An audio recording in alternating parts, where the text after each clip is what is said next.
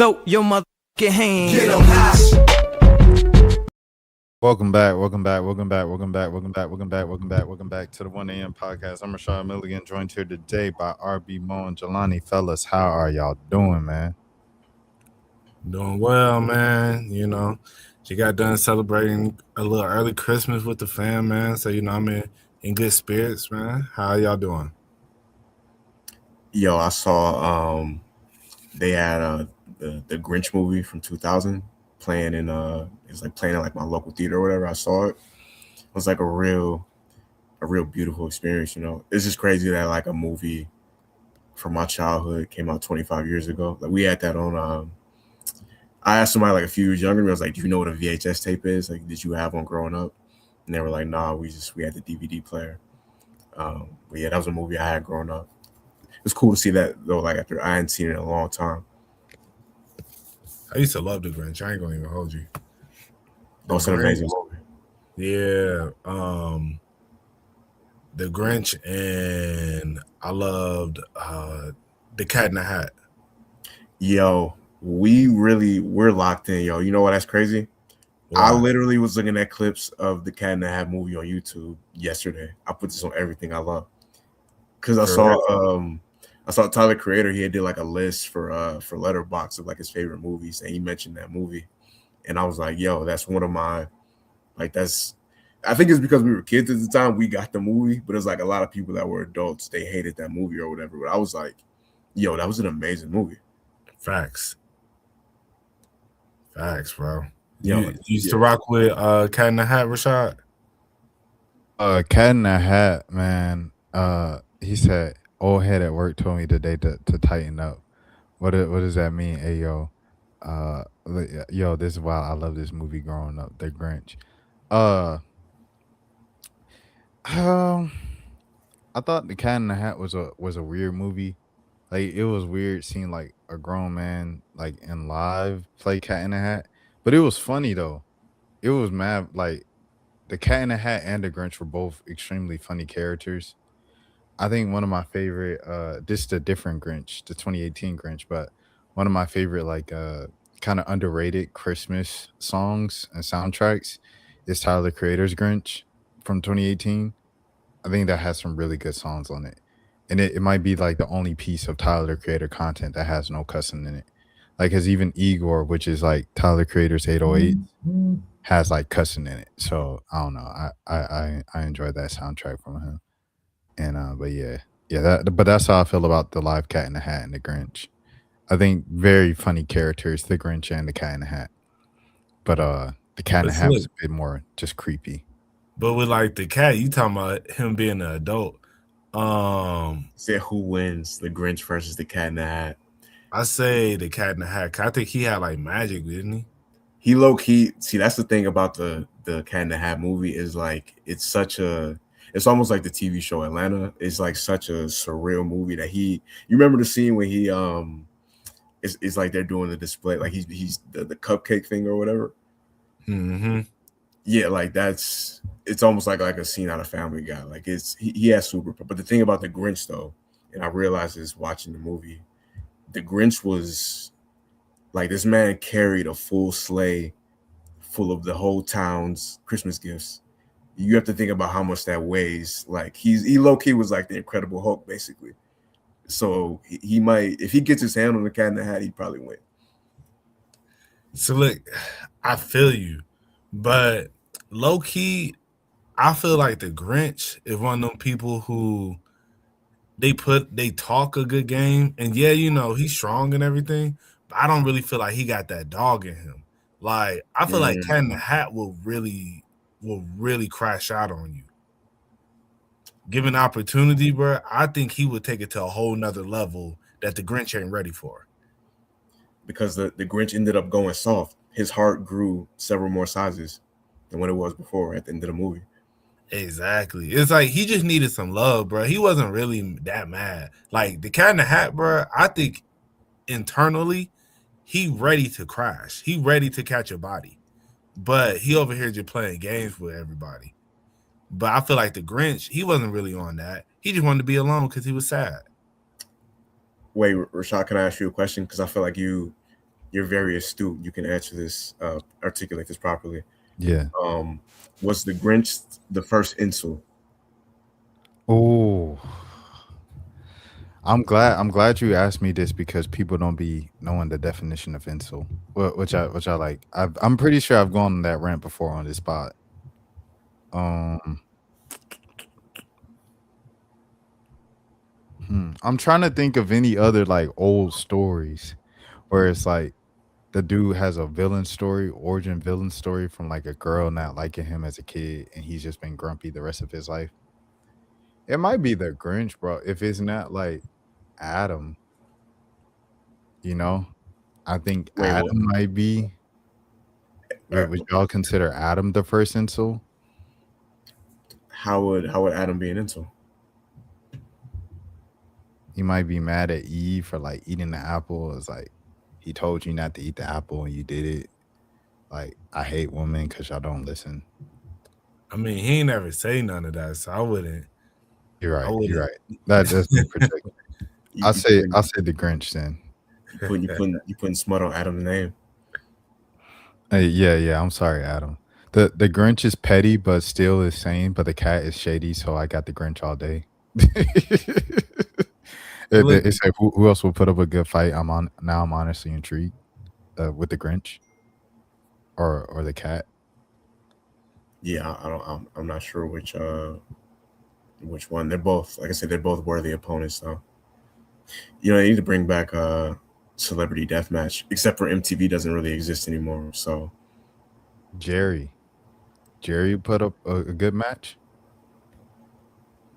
Jerry who? From Tom and Jerry. I mean, that boy can't even beat a mouse. No, Jerry is a mouse. Jerry's. I was confused. I'm not gonna lie, I was confused too. I didn't know. You know how I can always tell the two apart? How? Because in the opening title, Jerry was chilling on the Y, and then Tom was stuck in the O. Like, cause Tom just always, you know what I mean? Yeah. For me, it's the Grinch because I get to sing the song. You're a mean woman, Mr. Grinch. Dan actually sang. I think he sang that on stream like a week ago. Ironically, did y'all sing it together? No, we did not sing it together. The Rashad and Dan duets. Shout out to the homie Dan, by the way. Yeah, shout out to my boy Dan. What was I about to say? Oh yeah, what's y'all? This is like an extremely cliche question. I'm gonna say that ahead of time, but like, what's y'all favorite, or like a couple of your favorite Christmas songs? I know for me, for sure. I know we kind of spoke. We kind of spoke about the Michael Bublé album. It's like he got this one song, and the sun's coming down. It's like, please come back home. Okay, I have to check that out. Yeah, I have to look up the actual name, but that one, of course, Mariah Carey. And what's that one? What is it? Run DMC that made. Yeah, I know. It's crazy that I've heard that song my whole life, and I know the song. I for some reason don't know the exact name of it, but obviously I know it's Christmas time and Hollis Queen. Like I know the song. Making chicken and collard green. Exactly. Yeah, I know the song. I for some reason I don't know the name. The fact that I'm born in 1995 and I know the lyrics is a good thing though. Like, you know any other like Run DMC songs from by heart? By heart, no. I did. This was like 2006. I did have Walk This Way on my MP3 player as like a middle school. Shout out Walk This Way. Yeah. No, I mean, but I know a bunch of Run DMC songs, just probably not by heart though. I know Sucker MCs. I By can do heart? Sucker MCs. Yeah. Okay, you real hip hop. You know, got your gang over. well, that's more of my dad's era. You know, like what we were talking about, it goes back to the parents. My dad's more that era of hip hop than like the 90s and up. So like 90s, I'm just like, I had to learn all of that as an adult. That's low key. We can get back to the Christmas song topic in a second, but like that's low key the same thing with me. Like I knew certain 90s songs from like MTV Jams or like the radio or whatever, but it wasn't until I was like 15, 16, 17 I really started to go back and like listen to 90s rap for real. Yeah, you know what I mean? Because like I mean, especially when like the Run DMC shirts became like in style. What was that like 2008, 2010? Mhm. When Oh, those became in oh, style, you I talking was for like, art, oh, or yeah. I get what you're saying. Yeah. like I was definitely on the Run DMC wave. Oh, I got a good one. Grinch versus Scrooge. Mm. Scrooge would get that boy whacked. He'll put the money up. For me, it's a You're a Mean One, Mr. Grinch, Blue Christmas from Elvis Presley. He sang both of those on stream. And then Have Yourself a Merry Little Christmas, Frank Sinatra. He wanted to sing that on stream. He hasn't sung it yet. And Rocking Around the Christmas Tree by Brenda Lee. He's also sang that on stream. Okay. During December, like to give background, I made Dan just choose nothing but Christmas songs. If you're wondering, like, dang, that man just sing Christmas songs all the time. Nah, that makes sense. But yeah, but I think Scrooge versus Grinch. Yeah, Scrooge would put that money up. Yo, I wanted to say, like, because you mentioned the Mariah Carey. I tweeted this out the other day. The So Def remix of All I Want to Do for Christmas is so much better than the original. Like, it's this. I don't even. My fault. Let me take my phone off vibrate. My bad. But yeah, the remix version is like, maybe it's because that's the one that I saw like on TV growing up, but also I don't even know if if they played that more so like outside of like Atlanta like that maybe. I don't know if I've ever heard that version. Like when I think of Well, you're Atlanta looking at it. and I think of Christmas, I think of what you gonna get for Christmas. Like that's what I think when I think of Atlanta and Christmas. You know, it's an underrated Christmas song. Kanye and Dipset, Christmas in Harlem. Yeah, I ain't never heard that. You never heard that before? Oh wow, yeah, that's a great. Is that a Good Friday one? Yeah, I remember that. Yeah, that's I ain't a good gonna, song. That's a good song. I ain't gonna hold you. My Then Little Bow Wow. he just speaks at the beginning. He doesn't have a verse. He just speaks. Okay, It's like basically it's a bass remix of. That's crazy. I posted on Twitter. But yeah, that's my personal version, and it had like a video that was like animated like the Proud Family type style around that time. I did not. I don't think. No. This is a pool because I did not know this. Go ahead, Mo. I was gonna say I can't hold you. My Dipset knowledge is like a 1. I like growing up, I was not a big Dipset fan, and then like I never got into it. So it wasn't until I'm not even gonna hold you. I knew this girl who was from up north that really put me on to Cameron. And like of course I knew Cameron, but like more of his music and like Jules and Max B. I know he's not Dipset, but you know, he's around that area. All them people, it wasn't until about like 3 years ago that I started listening. Like what is that song? Like Down and Out with Cameron and Kanye? Yeah, just really just got onto that like recently. So like that's one thing I don't ever really admit to people because everybody be such big Dipset fans. But then I was just like, I'm gonna speak my truth, man. People be performative, bro. Nah, in fact, I'll perform it for a little bit. I used to be like, yeah, Dipset, you know, they used to go crazy. I was not listening. Meme King, they wanted to know all right, enough Christmas battles. Jason Voorhees versus Michael Myers, a classic one. Let me hear your thoughts. That's a tough one. Yeah, I'm gonna be honest. I've never seen any of the Halloween movies. I've seen. I was about to say I don't know enough about Jason Voorhees to give an answer. Oh no, I know. I'm gonna just have to pick Jason just because at some point Michael Myers just have to go to sleep. So wait, I'm tripping. That's Freddy Krueger that pops up in the dreams. I was about to say, is that Jason where it's like Jason? I think Jason. They both don't die though, from what I know. Yeah, So, Jason was drowned and then he came back to life, so he can't be killed now. I think something like that. He was drowned as a little kid. That's what made him a murderer. I don't be doing scary movie. Yeah, so I didn't really get into it, The only movies I really saw with those people was Freddy versus Jason.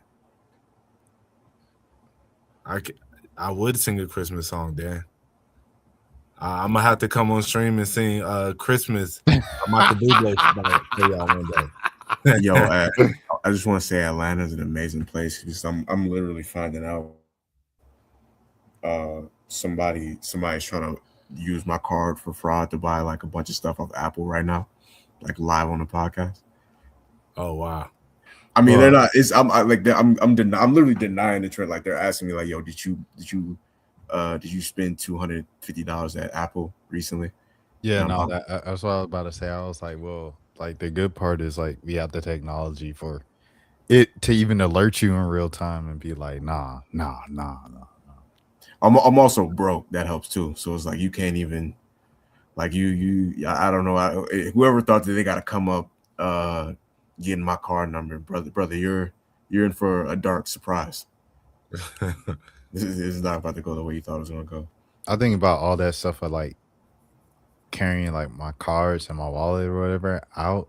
If I know like if I'm gonna be walking or something like that, like I think about all this stuff. I'm like, okay, I have so and so in my wallet and that. So if someone is like, yo, and I'm like, I have $5, $6 in cash and like nothing on my card. So like this ain't even worth it, bro.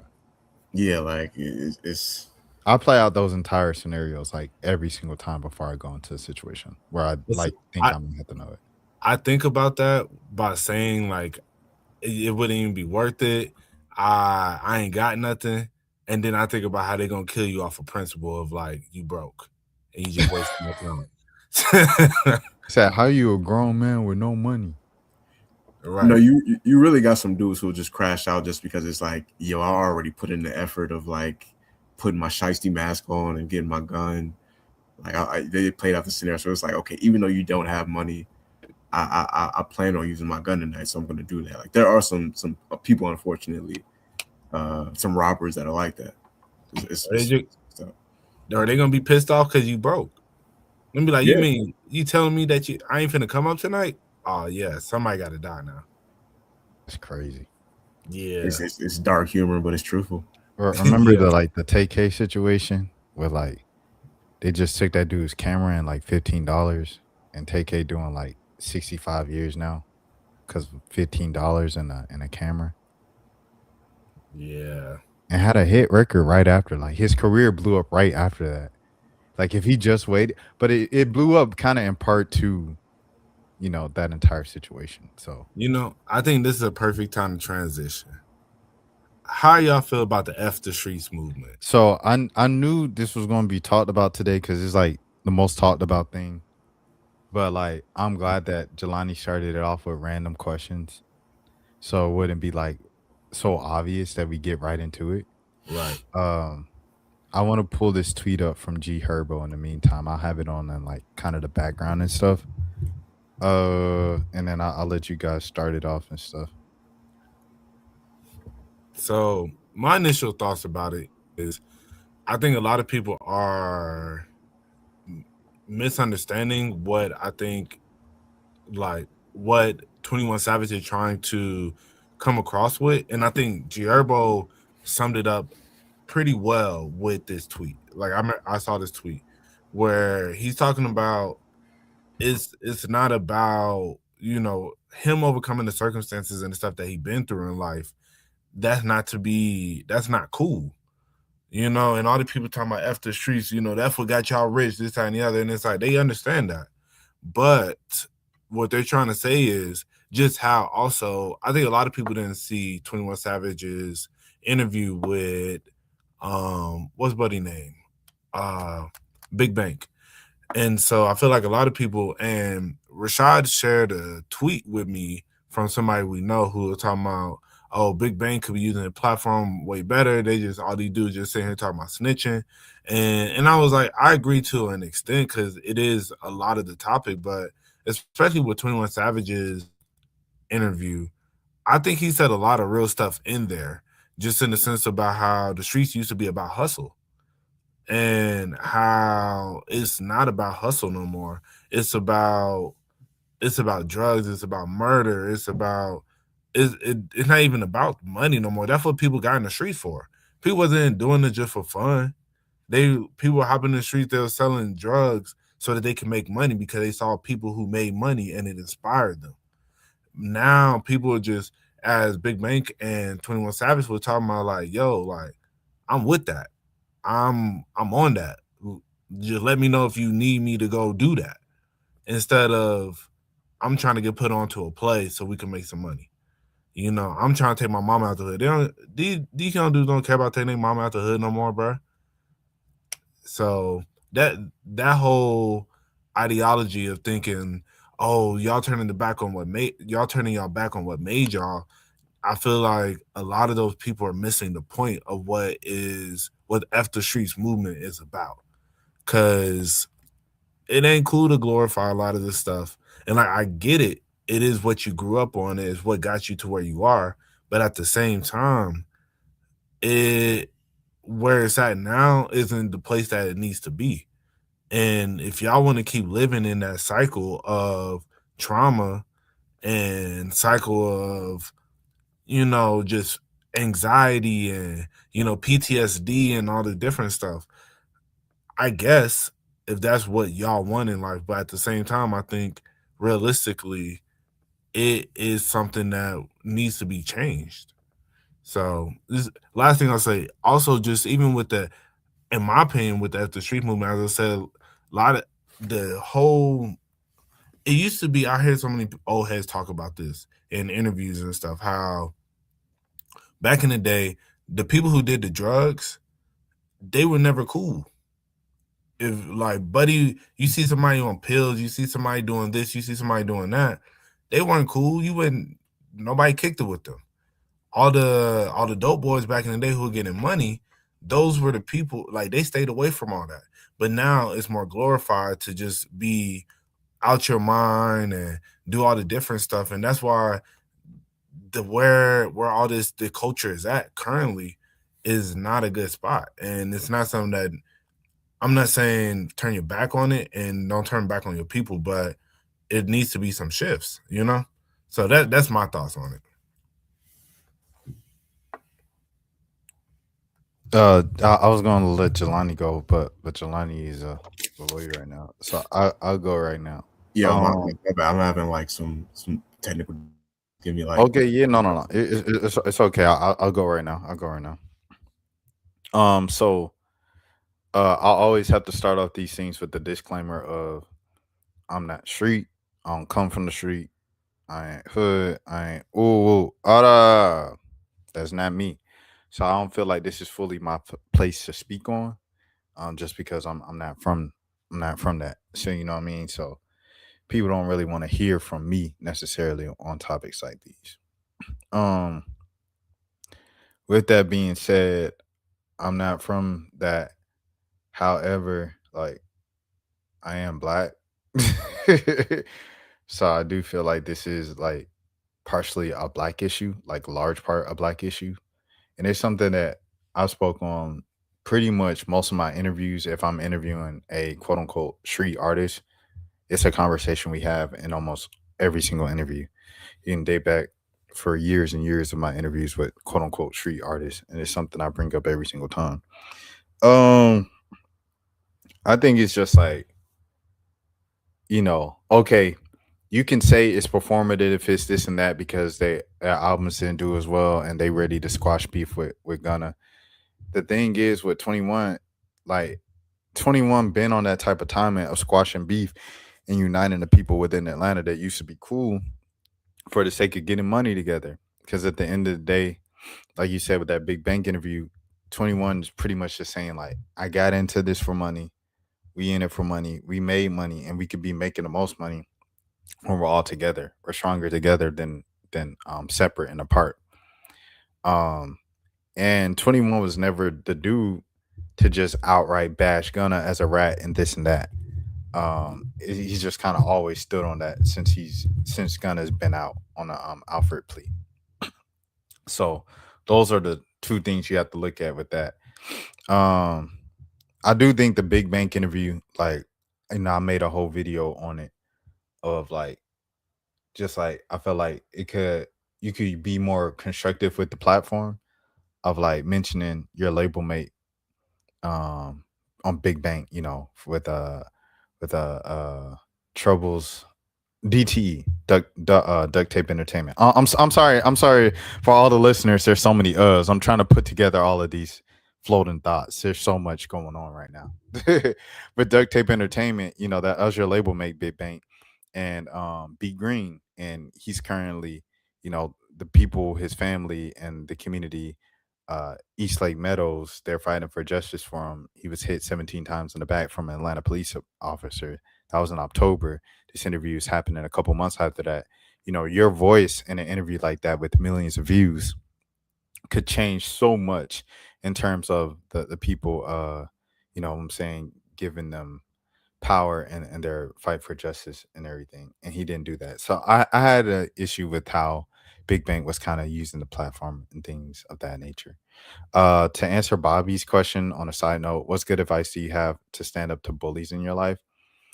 Understand that bullies are definitely just going through stuff themselves, and a lot of times bullying is a result of, since you're first so frustrated with your life and what's going on within yourself and you don't know how to deal with that, you take it out on other people and you project.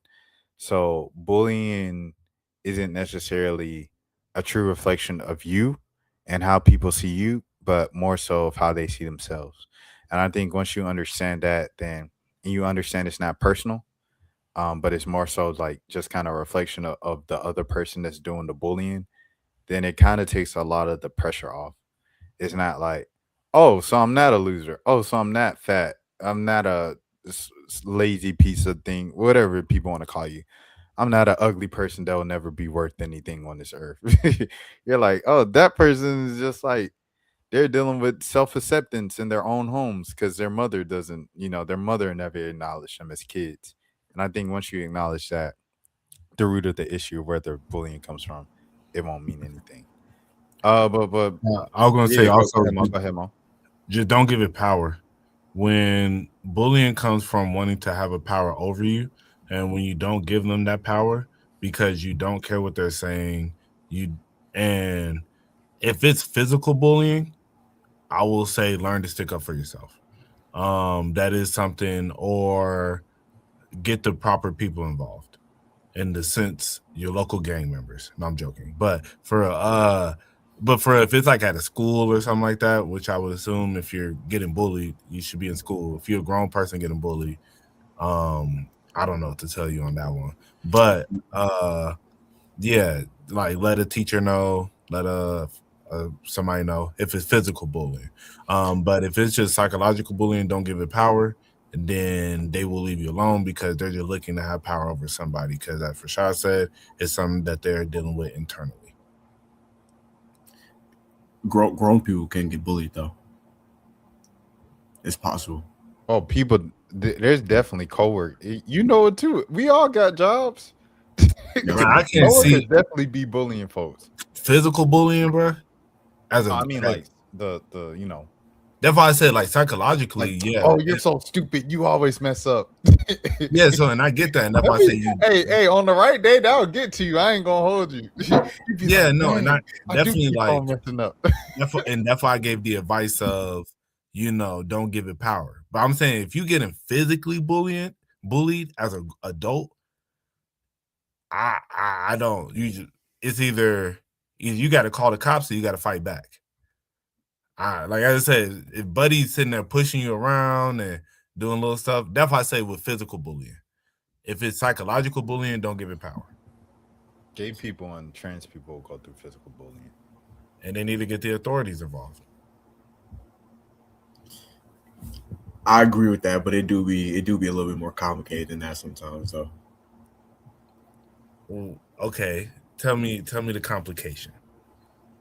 As far as like, okay, like it's the same thing with like a lot of women say like they don't report when certain things happen because it's like it don't get convicted that often. Like imagine like a gay man calling the police and being like, yo, my coworker called me, the F word of the day. Like it okay, even beyond that, like there is situations where like a gay person might get. I don't think it happens so much now, but like there used to be times when like, all right, yeah, shout out to Jussie Smollett, a victim of a hate crime, a real, or yeah, uh, that's a crazy. You caught me off guard with that one. I'm gonna be honest. I don't know where I'm going with this point. I thought I had like a when I started this off, I thought I had like a deeper point to make. I do not. I don't. But shout out to the LGBT community. Yeah, no, because that's why I say if physical, if somebody putting their hands on you, then you just because I feel like a lot of times women don't want to, like, yeah, they may not be believed. And then also it is also a feeling of a lot of times the abuser that they're dealing with, they feel empathy for them. So it's like I don't want them their whole life to be ruined. So that's where a lot of women don't do something because it's like I know something needs to be done and I just hope that this person change. But at the same time, if I really go through with the action that I need to, then this is going to completely mess with their life. And oh, maybe they're already going through enough, blah blah blah. And it's like, nah, what they're doing is wrong. And that eventually leads to enabling them to do more to another woman, which may eventually lead to the worst case possible. And I've seen those like little documentaries. There's one on Netflix. I can't remember the name of it. Like the worst ex, horrible exes or something like that on there, where it was like a lady was being abused by a guy and then didn't like report it, just let it go and let's just go our separate ways. And then like he moved on to another woman and then same thing happened. And then he eventually moved on to another woman and killed her. And now then it turned into like, wow. And there was like, like I never thought he was capable of doing this, and it's like realistically, if a man is capable of just physically abusing you, like really abusing you, he's capable of killing somebody. I personally feel that way. Because at that point, you just don't care. Your moral compass is completely off. So, but hey, but as I said, yeah, psychologically, definitely, like, I understand. Don't give it power. And then, I do know some people within the LGBT community, they do face psychological bullying, and I think it's horrible. And, I definitely say try to reach out to somebody if you can. If you can't, then just try to ignore it and not give it power, even though I know, or maybe remove yourself from a situation. Like I really don't know exactly what to tell somebody in that moment, especially in that community. But physically, somebody putting their hands on you, call the cops. Call the cops, or There's nothing wrong with being a snitch. By the way, before I had my technical difficulties, y'all were talking about the Yes, whole I wanted to finish my take on that. I'm sorry, Stop the Jelani, Street. Yeah. because I was about to forget. I'm about to forget, so I want to say it right now. This is all a doing on our own, and it's because first of all, the man, right, the music executives, they pump and they promote the most violent music, and they reward it, and so they push it out to the kids, and like they're like, this is what's cool. So the kids that don't even come from that, they grow up looking at that's what's cool, and they grow up wanting to be that, and so they chase that type of lifestyle, even though that's not what their financial situation threw them in growing up. That's the issue. That's the first issue. It's the reason why a movie like Boys in the Hood and this and that people push. This is what blackness is. It's selling drugs, violence, the hood, da da da da da. And then you like, dang, that's cool, bro. Because all these rappers is cool, all these actors is cool. Damson Idris is so cool, bro. He grew up at this and that, da, da, da, on Snowfall, blah blah blah blah. So that's what kids, want to be. Kids want to be what you show them and stuff like that, to be cool. You tell them this is cool. You tell them this is the culture. That's what they want to be. That's the first issue. The second issue here is okay. All right, now You have I don't know if Stockholm syndrome is the correct term for it, but something that you were saved from, you survived from, but you just have an unnatural, what Cat Williams say, an unnatural allegiance to losers. So you just love, no, I'm hugging the block. Ah, mom, we were talking about Cameron just a second ago. Ma, I be hugging the block. That's right. So, anyways, so I love my hood. I can never switch up on my hood, on my gang. I can never do that. You have this thing because they brainwash you to have this unnatural allegiance to like a loser lifestyle. And you can't let go of it. You can't turn from it because if you turn from it, then you're no longer real. So that's the second thing. These folks done brainwashed us so bad that we think that the trauma, the bad stuff, is all the stuff that we need to embrace because it's what we came from and it's who made us who we are. At some point, the cycle has to end, right? With gang violence, right? All gang violence is and wars, quote unquote, is it all started from he unalived someone on my team, so I unalive someone on his team, and it's a never-ending cycle. At some point to end the war, both sides have to put their differences aside, all the losses that both teams took, shake hands and say, we're not gonna do this anymore. That's something that a lot of people don't want to do, but it has to be done to end the violent cycle. Same thing with this. The white executives put music and put money and pump money into the gangster lifestyle and this and that. If 21 Savage is the guy that said the most violent of them all, by the way, a lot of people want to say, oh, a lot of y'all want street anyway. That's why y'all want to leave the streets. Man, 21 Savage probably the craziest of them all. Like, is 21 Savage and Fredo Santana might be the two scariest mainstream looking rappers of my time. They some crazy looking dudes. So it's like when the dude with the knife on his head, bro, come on, bro. Like what are we talking about for real, bro? So I'm saying all of this to say that, bro, somebody has to end the cycle for it to end. And if it's 21 Savage, then so be it. Go ahead, Jelani. Oh no, I was gonna say that. Yeah, no, like you kind of summed it up perfectly. Like when people, I think like when people say like the streets, like people got to know what the streets. And I'm not a street dude whatsoever. I've never been a street dude. Like I grew up in like a normal like regular lower middle class neighborhood. Like there's just people going to work and stuff like that. You know what I mean? But just like when people talk about the streets though, like what it is, like it's poor people living in. There's streets worldwide. Like you got like if you go to like Brazil or any country, there's it's just poor people. That's what in essence, like it's poor people in like neglected communities. A lot of it is like, or specifically in America with Black people, is like a lot of it is like strategic as far as, I mean, you can look up like environmental racism. You can look up, like we've seen it now with like the AI data centers. Like it's poorly neglected areas.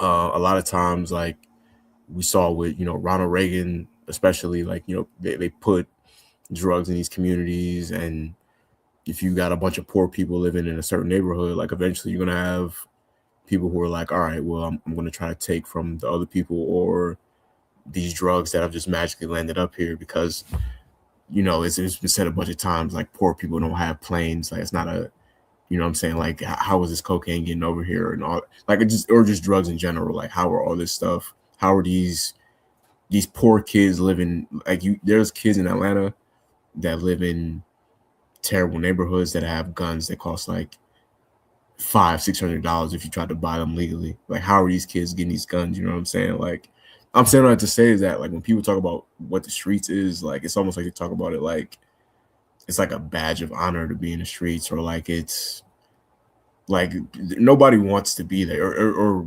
most people who live in the streets don't want to be there. They don't want to live in that environment. They don't want to, so my only issue with the whole thing, as far as like the whole, F the streets movement, is that like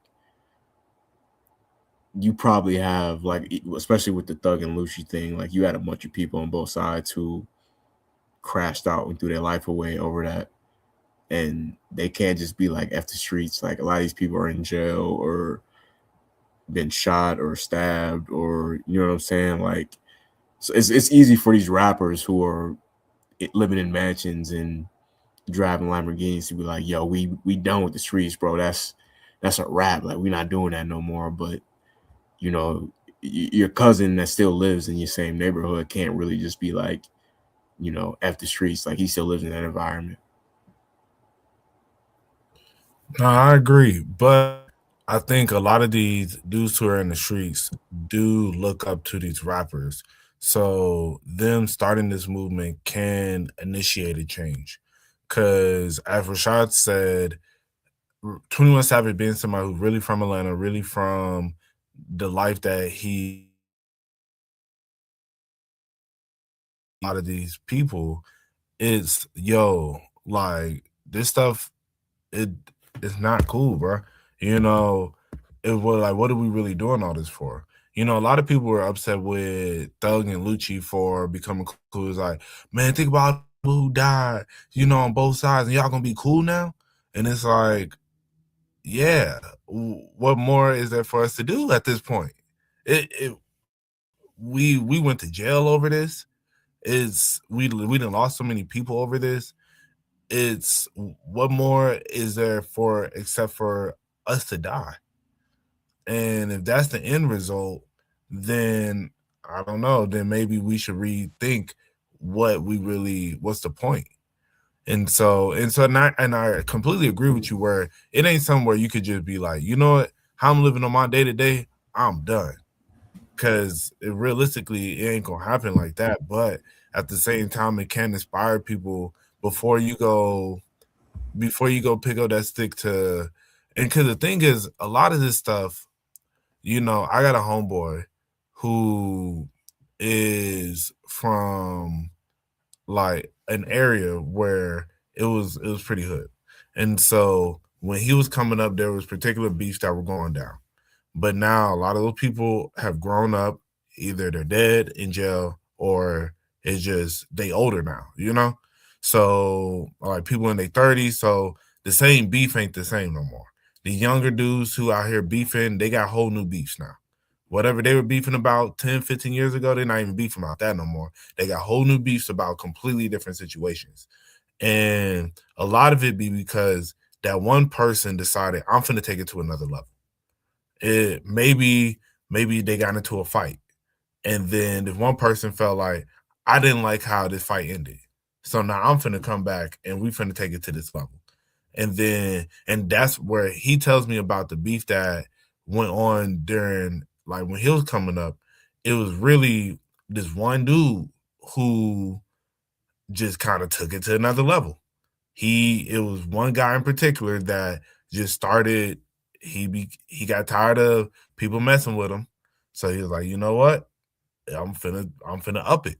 And then he started upping it, he started spinning the block a lot, and it just turned into a whole war. But that's what I'm saying. If you could start putting in the mind, like, yo, this ain't cool, a lot of things would have been different, like just from what he personally told me through his experiences. And because through this, he got shot, you know? So it's realistically, if you don't have that one person that's like, I'm finna take it to that next level, then a lot of this stuff can be calmed down. Because it used to be when you're growing up, you know, you get into a fight, man. It is what it is. You know, you just let it rock. You know, that's how it was when I was growing up, at least, you know? And who was one of the main people to change that? I pull up, roll the window down, and that song changed a lot.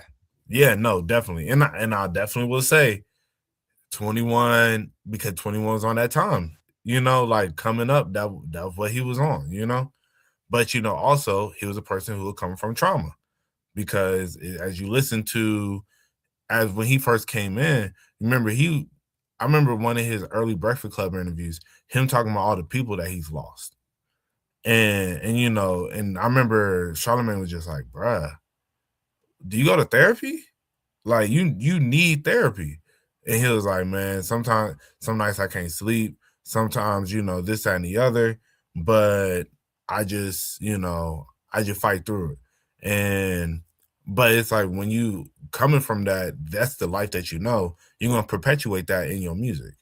And now he's at a point where it's like, I don't want to do this no more, But his latest album is still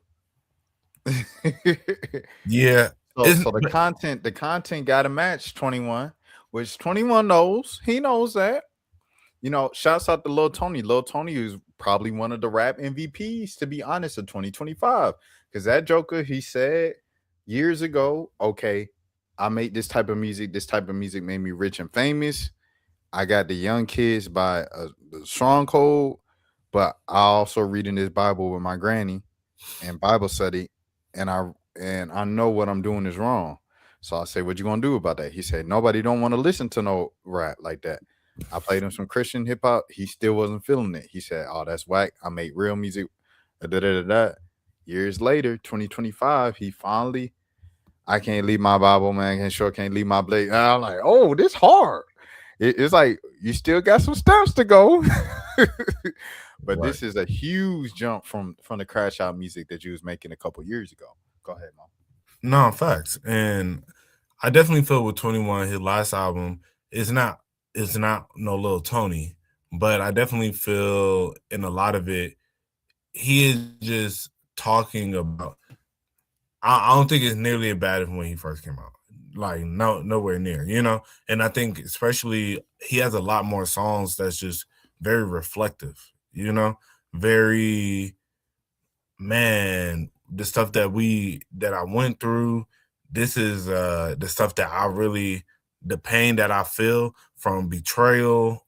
I'm feeling pain from losing people, all the different stuff. So I definitely feel it's not all the way there where, he still is somewhat perpetuating it, but at the same time, I think he is definitely heading towards a better direction of I'm not fully saying, hey, get out there, you go get your stick. And so, but I do agree, he got to lead a little bit better with example by music. But as I said, I think this is a good first step. I think, as I said, just hearing stories and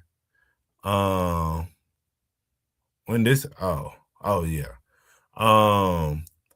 But yeah, man, so a lot of people, as I said, I get it. You can't just change what you got going on the day to day because sometimes it's real. Like you can't just up and move, and then whatever going on in your hood, man, it's what's really going down. And but at the same time, I think a lot of this stuff, if he can change that one person, if him saying F the streets can change that one person who would change the projection, like, and the outcome of a lot of people's lives by making one decision, it could really help that. And that's where I get out with it. Cause I said it's a lot of the stuff, man, it really just the kids, they don't care. They ready to, as they say, they ready to Swiss cheese something. So No, 100%. And I don't want G Herbo, Thug, or any of these guys to be discouraged from the criticism they're getting for saying F the streets and everything like that. Because, as you guys have seen, so many people are like, no, no, no, no, that's whack, that's this and that. Don't be discouraged and fold now. Stand on what you said. You said that, stand on it. And because that's the only way to bring about real change.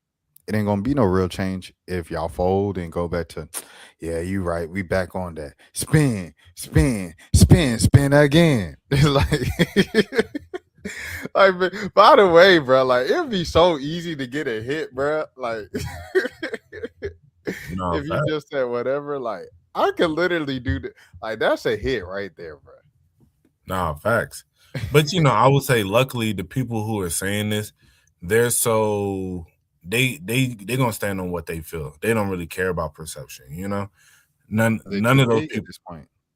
Yeah, it's like, bro, like I don't care about what none of y'all got to say. None of y'all can really change nothing for me. So, but and none of them as big as them, right? And then also I will say, like Blueface, I saw Blueface. I'm like, Blueface is just like he's thrown off. He's institutionalized, all that. You feel me? Just to keep it a buck. So what he got to say, I'm like, whatever. And then maybe Blueface straight from the CIA. yeah, no, for real. They couldn't have cooked it up better. But I think, you know, like a person like Fabio and stuff it's like I get it. And I think that definitely probably it's a lot of stuff going down in their hood. And that's why I think about how do you feel what is that? What, K Flock? How you think K Flock feel Yeah, about this right now? You know? Do you think it man. in his mind it's like, man, this, you know, I still ride for this. You feel me? No matter what. Facing 30 years to life, you know? So I don't know. If hey, everybody feel how they feel about it. You know, some people they're not gonna change, but as I said, I think it is a good movement to have. And it was just crazy that so many people are like, nah, y'all trying to turn y'all back on where y'all came from. And it's like, nah, these people are still gonna get back to their community. This is them trying to help their community, you know? And they not even saying F the hood. Right. I would get it if you said F the hood. Cause that's a whole nother thing. That's how some of these people are taking it. They taking it personal, like, oh, so you just saying forget G Block, forget da da da. He ain't saying that. He said the streets. We all know people from the hood that's not street dudes. And we all know, you know what I mean? Street Right. dudes is not from the hood. So it's like, Right. so it's a difference. And if anybody know the difference, is them. They being intentionally obsolete to discredit this point for this CIA whitewashed down message. Boosie saying it is the craziest because he too old to even be on that type of, you know what I'm saying? Boosie, Jim Jones be on that type of timing when they be talking about stuff like that. Like, y'all too old for this, bro. Like, come on, bro. Like, you can't be brainwashed your whole life, dog. Like, come on. Nah, Come on. facts. I feel that's why they let Boosie out. You might Like he, huh? so you might have uncovered a conspiracy right there. Cause Boosie do more damage to the black community out than he do while he's in. Facts. Blueface and Krishan, bro. Like, Blueface is nothing but like a bunch of like, he ain't nothing but a bunch of trouble, bro. Like, he come out, it's just a bunch of noise, dog. Like, when he was gone, it was so peaceful in pop culture. Like, we was talking about the news, like we was talking about the Carmelo Anthony situation in Texas with him and the other. You know, we talking about real life stuff. We ain't talking about no, oh, you heard Krishan said this about Blue man. Boy, that was so smooth and peaceful. And then he come back out and it's just nothing but chaos again. I'm like, I learned to like ignore it more, but it's still like so loud that you still see it. Like, you see the fact he promoting the stream with Kiki Palmer. I'm like, bro, you can't get away from that, man. But yeah, man. What I want to say with this, with that whole situation of the CIA, yeah, bro, it's definitely CIA like kind of powered and everything like that because people just trying to do better, bro. And for you to be like, nah, I don't want to do better for myself. I don't want to do better for the black community. It's crazy. Right. Hey man, you know, so if we're on the topic of streams, you know, so Jelani, have you seen the whole thing with Tyler and Jordan? Yeah, I've been like loosely keeping up with it. I've been seeing the story kind of unfold day by day. I haven't watched like the actual videos of either one of them talking, but yeah, I know like the gist of what's going on. So the only thing I wanted to bring up about it, because I don't want to get too deep in, you know, he said, she said, you know, but I just want to talk about the video she made today. Rashad, did you see the video she made today?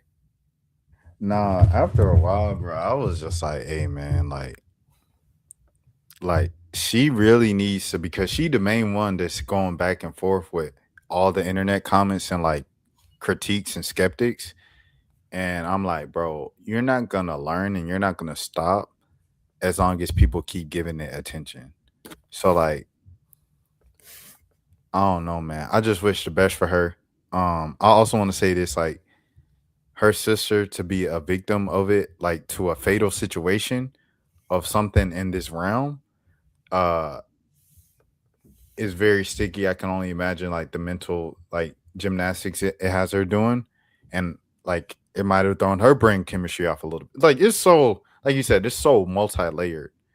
So I mean, I did, but I'm not gonna lie, I did see the caption though, where she said, she don't like black guys, and I do think it's interesting that she went from like I don't even like anybody, I don't like guys or women, to like I don't like black. Like you keep switching that. Like why do you keep switching that story? I don't like Yeah, that. yeah. That However, was but like I say, you know, I do want to make sure my stance is clear with this because it's a touchy subject. Um, you know, I do you know, I'm saying I do support women, everything like that. Um, and stories are meant to. I don't think we should immediately as men just take the, well, I don't know. I don't know about this when we first hear stories. This is beyond Jordan. This is just like any woman in general.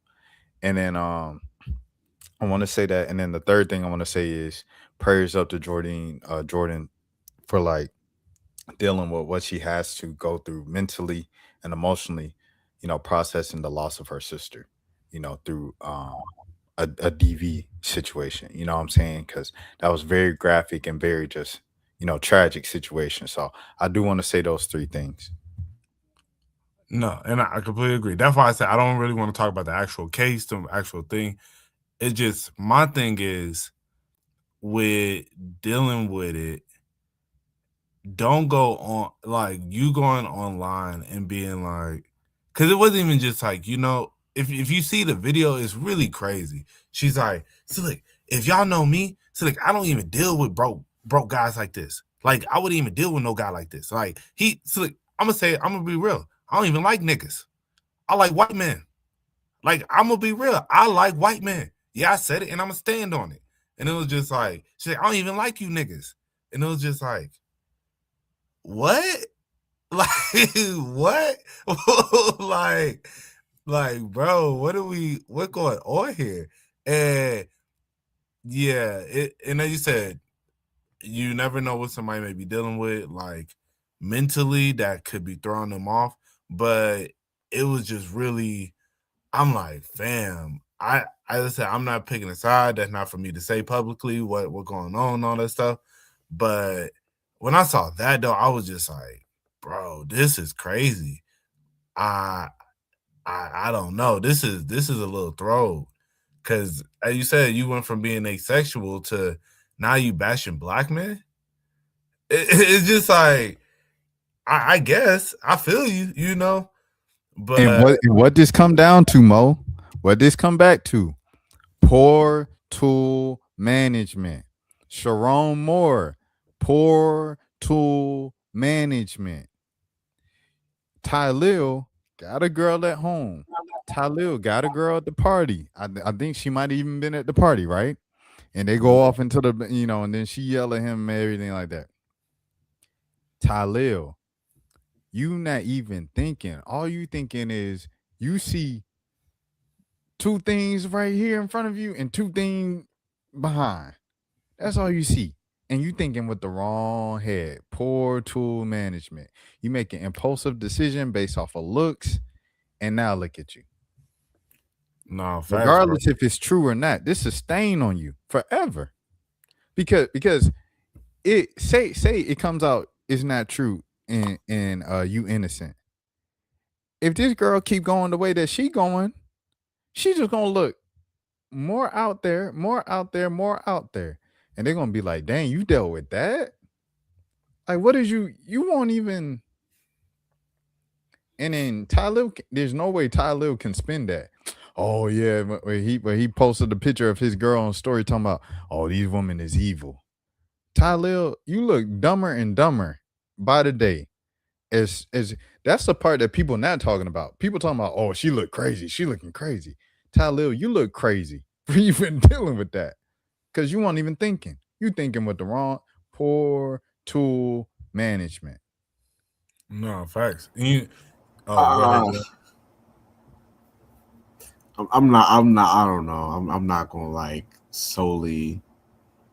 I don't know. I feel like we might be putting like I get. It's just hard for me to like really guilt somebody. Like let's say hypothetically, I don't know the details. Like let's say that hypothetically, like he also accused of whatever. Um, I can't like I don't know. I guess I just when you like you young and you get it ain't even about being young, bro. It's just like sometimes you just see a woman that you find attractive and you know what I'm saying? Like you catch a vibe, like something happens, like it pops off. Like I don't think it's fair to compare his situation to like of him like allegedly, having consensual relations with a girl and then she regrets it and then accuse you of, falsely accuse you of something versus breaking into a woman's house that you were having an affair with, threatening to kill yourself with a butter knife. Like I just feel like it's a little bit. I feel So like if she you way that more best blame friend, what happened with Tylil. Jelani, if you that best friend, Kai got McDonald's deal, Nike deal. What else? What else he got? Crocs deal. What else? NBA, NFL. That's Kai Cenat. That's your best friend right next to you. You know anything you do, and a headline is gonna say Kai Cenat best friend Talib. Kai Cenat best friend Talib. You gonna move like that with a stranger in the heat of the moment just because I got money, I'm young and turnt, and I'm feeling the vibe? Yeah, That's because poor tool management. I, but it's not like she's like a random groupie though. Like, I wasn't like super familiar with her, but isn't she a stranger too? I mean, streamer too. Yeah, she's Yeah. a musical artist. Like she was like she like big and she's a Guyanese, so I don't know what country that is. But Yeah, so it's not like some random girl he just met like on some tour or something like that. Like he not knowing that this girl is going to accuse him of, like, you don't know that that's going to happen if the situation is consensual. Like I don't think he was being like super. Obviously, like in hindsight, you could say that, but like I don't think he was moving. For him to be a young millionaire, I don't think he was moving that reckless. But Yeah, because it's as you said, Jordan's not a random. She's inside the circle of streamers.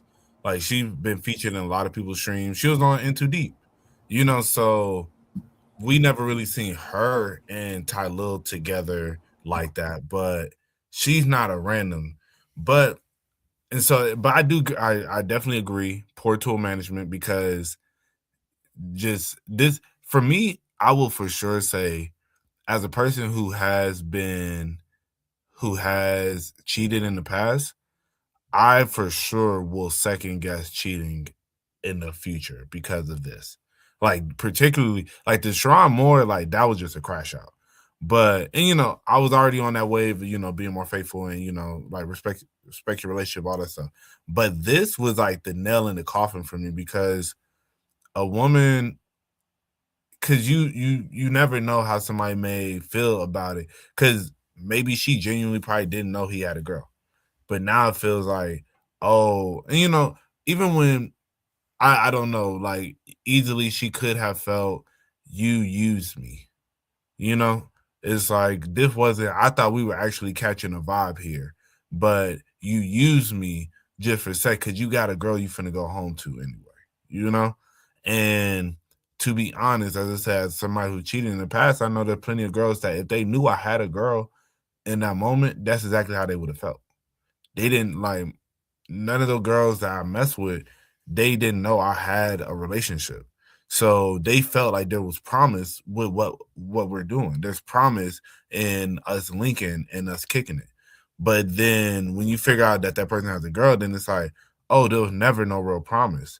I'm just being used. And I think that is partially where this seemed like a tipping point for her, where because if in her initial rant, she's like, I'm just so tired of, like essentially saying being used. And so, but that's why I say it's just stuff like that, and you never know how somebody may twist it in the end. But yeah, definitely, if you just stay faithful, you won't have these situations. But at the same time, you never know, because or find yourself in intimate situations with people who you still don't even fully know. I Tyler mean, obviously ain't know this girl. yeah, but at You the knew same, of her, but you ain't know her. Go ahead, Mo. but I'll say from the way she comes off is not how she's been acting these last week or so. The way I've seen a lot of streams with her, as I said, like seeing her on In Too Deep, she was on there a lot. I've seen her on like DDG streams. I've seen her like a few different times. And the way that she presents herself, if you look at all of her posts, it's like, I lead with light, I lead with love. My moral compass is just, so right, this, that, and the other. So she seemed like I'm just such a good vibe. That's all I love to spread. And as he said, like in the video, from his perspective, it was like she started getting aggressive. And now, like seeing her recent videos, as I said, I don't know. I'm not really trying to speculate on who's right and who's wrong, but I definitely can see that aggressive side more now. Because when he said she'll get aggressive, I was like, Jordan don't seem like that. She always just seems super chill, super cool, That's what I'm And saying. He didn't know her. we We don't know her. But that's the thing. You don't know somebody until you're in some of these situations. That's the realization. Not any of those people who done streams with her probably didn't know this side of her. If they knew this side of her, they would have been doing those streams with her.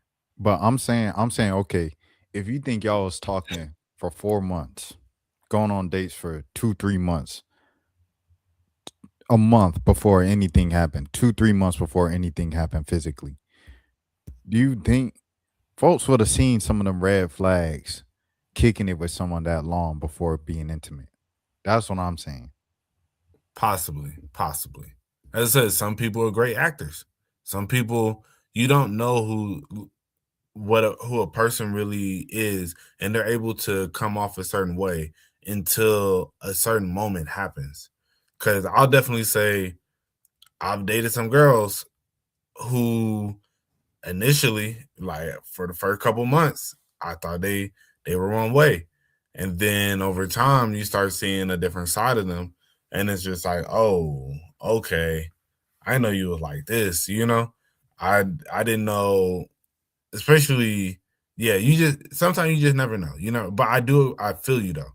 Like, sometimes you gotta, before really, I will say, I agree with you for the point of what Soluminati said. I don't know if you saw what he was saying, but he was talking about how you're really giving your energy to these different women who are all within the industry, and you don't.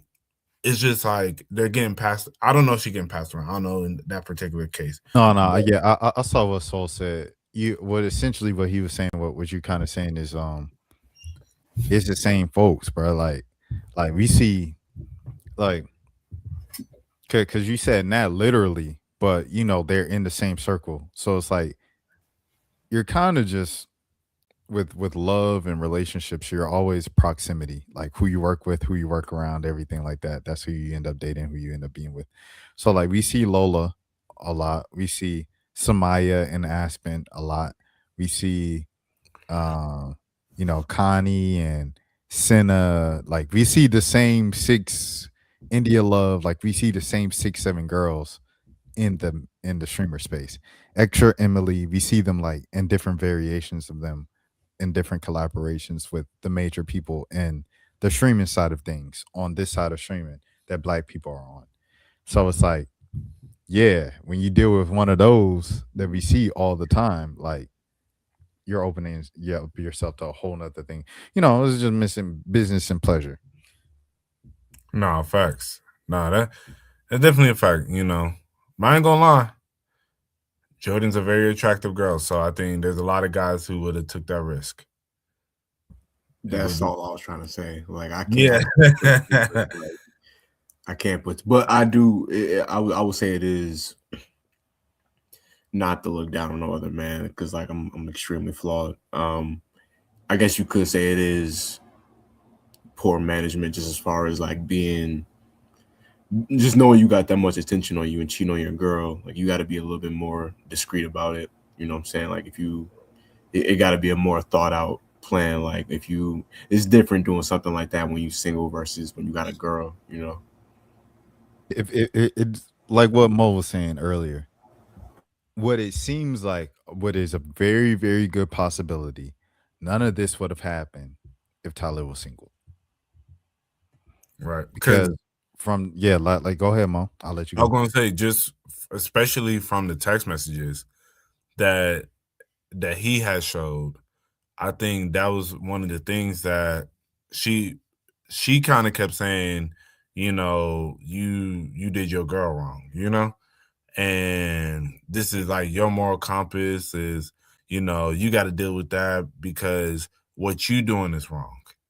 And it that's where I think and that's why I should like an apology. Cause as I said, she really, it probably like made her just feel used. You like you as a woman, you're gonna feel used if you thinking like you're developing something with somebody, the person is cool, and then it's like clearly this is only for sex. That It's that like, man Talil said, it's not a one night. She said, why not? He said, not if we keep talking after this. And what that man do? He ain't respond to none of them texts. I said, right. oh my goodness, bro. Like you literally just did what she said you were. And I don't know if y'all know, but Lil, he been outed as like cheating on his girl before this. So it was like it's been multiple situations where he like asked for forgiveness and his girl took him back. And like, yeah. So this is just the latest case of that. Which I guess brings us to Young Thug proposing to Mariah. Nah, I don't want to do that. That's messy. Hey, man. Like I said, love always wins, bro. Love always Love always wins. That was my shade room transition. The shade So I room. was gonna say, a smooth transition right there. Yeah. That is literally a shade room. Tasha K. You need the Wendy you- Williams. I was just gonna say you need that Wendy Williams. That ooh, you need that. Yeah, that might be the cattiest like transition ever done on this podcast. Like, speaking of not being loyal to your girl, and then No, facts. Man, Mariah's so fine, bro. She just is. I'm not gonna hold you. She is crazy fine. So hey, I do not blame Thug for being like, I gotta lock this one in. Yeah, no, I'm not mad at it at all. It's I don't know. It's you know, I guess they're like the new. Are they gonna be like the Jay-Z and Beyonce of Atlanta now? Hey man, it's looking like it. Wait, hold on. Would they're competing? They're competing with T.I. and 21 Tiny. Savage and Lotto for the title. Oh, actually, nah. 21 and Lotto for sure. The Jay-Z and Beyonce. I'll give them that. I don't know because they still haven't been public. What you said? I What? mean, think about for the first couple years, J and B wasn't public. I feel like they low key did go public kind of early on though, like Jay-Z and Beyonce. So They y'all- never they y'all kind of like have- didn't acknowledge it for a second, but they was doing like songs and videos together. So we really just ignoring T.I. and Tiny, like that's over with. I mean,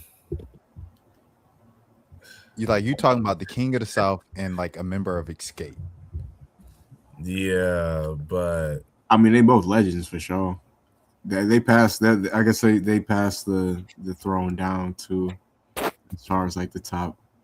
I don't. Atlanta's had some. I mean, like before our time. I mean, you had like Andre Rising and Left Eye or whatever, but like they weren't.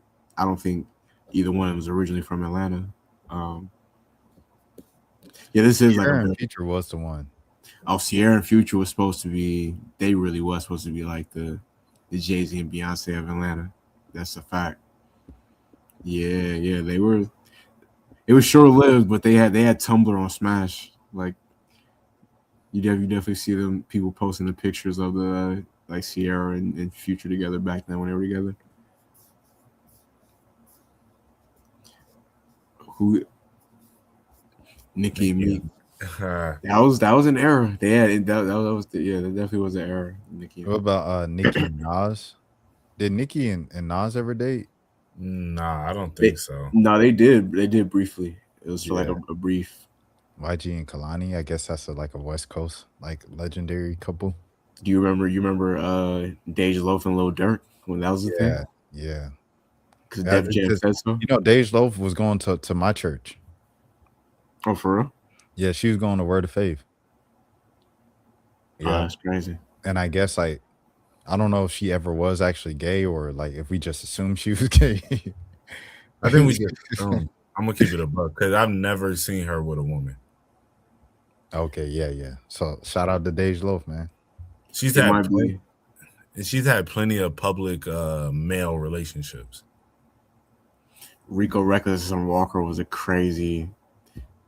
I do want to acknowledge Dan's questions in a second, but like that was a the fact that Rico Reckless pulled Summer Walker is like, and I'm saying this as a not to hate on him at all. I'm actually like compliment him. Like that's I can't do anything but respect it. Summer Walker's never had a Atlanta public relationship, right? She was with the I don't know what she was with Larry, Yeah, right? she was with London. Oh, okay. Shout out. We got London on the shout out to producers. My bad. That's my fault. Oh, they were together for a minute too, weren't they? Yeah, and then she made a whole song. I mean, she made a whole album about him, and then had him Damn. produce it. Yeah, I was listening to her song with Gambino like this week. Gambino's verse on that was very underrated. Great verse. They make some good music together. I don't know if Atlanta is like just outright. Yeah, Summer Walker's Atlanta. Like when you think of Atlanta, like I think of Mariah before I even think of Summer Walker. And Summer Walker's been out way longer, but I guess it's because of Young Thug. Oh no, I can't. I definitely think of Summer Walker. Summer Walker she's like one of the few like that type of R&B. She's like the only one that like I actually kind of vibe with a little bit. Yeah, Summer. I'm gonna keep it a buck. Summer is a better artist than Mariah. Mariah gets more attention right now because of Young Thug, but excuse me. But yeah, Summer's music is on another level. I'm not gonna lie. I hear what y'all saying, but I'm like specifically thinking of Atlanta. Like, you know what I'm saying? Yeah, and Summer still around Atlanta. So when you think of Atlanta R&B, like the first person you think of is Summer Walker. Yeah. Well, if we talk all You don't time, I think of like Monica. Jacquees? Like I mean, like right now. Oh, okay. Yeah, I'll probably think of like Jacquees and Mariah first. No, Jacquees never was a thought. I think of Summer Walker first, personally. Summer Walker's a pretty Jacquees be big repping artist. Atlanta. Yeah, Jacquees. I'm gonna keep it a buck. Like, yeah, Jacquees doesn't come up when I think of Atlanta. That's just me personally. I'll think of Black before I think of that. Just shout out to Black. Yeah. But realistically, yeah, I will think of, if you said who runs R&B in Atlanta, my first thought is gonna be Summer Walker. Is it crazy that like people don't like even? Because would y'all consider Gambino like an R&B artist? Man, so like, he can't be hip hop, royalty, and R&B, bro. Well, all I'm saying is like if you made Redbone and Awaken My Love, it's like this folk will try to tell you, bro. He is just an artist. Like, let that boy just be an artist, bro. But he is a rap legend for sure. Wait, well, before we get into the Gambino debate, because I already know where this is going. Just to answer your question, Dan, really quickly. I don't want to put this debate on who's y'all best female. Ariana Grande. I'm joking. I would say Whitney Houston overall. Like, I mean, they're both great, but like Whitney Houston was she was a one of one. Like, Whitney Houston is the voice. Yeah, literally. I feel like it's more of a Whitney Houston is 1A, and then no. Whitney Houston. T.I.'s Atlanta's Jay-Z. T.I. or Future, if we being probably Future. Yo, what's good, yo? But what's her name? Okay, lost my thought. Okay, Whitney Houston is 1A and Mariah Carey is 1B. I think they're both up there, but I would put Whitney just right above them. I'll go Whitney. So you have Ariana Grande number 2? Are we talking all time? I'm talking like voice. Like I ain't talking about music. I'm talking about voice. Yeah, that's what I'm saying. All time. Yeah. Because I'm not like we not about to play Ariana Grande just because Ariana Grande is young and she Hispanic. Like she one of them ones vocally, bro. She definitely is. I don't know if I would have to really do more research into it before I put her number 2 all time. You close your eyes, sometimes you think you're listening to Mariah Carey when you listen to Ariana Grande. If Ariana Grande trying to sound like Mariah Carey. I'm being 100% honest right now. I don't think people gonna give that to Ariana Grande because she came from Nickelodeon and she's Hispanic.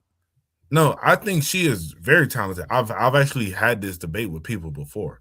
So yeah, I think she's definitely up there. But for me to just flat out say she is number 2 all time as far as vocalist, I that would be tough for me to just flat out and say.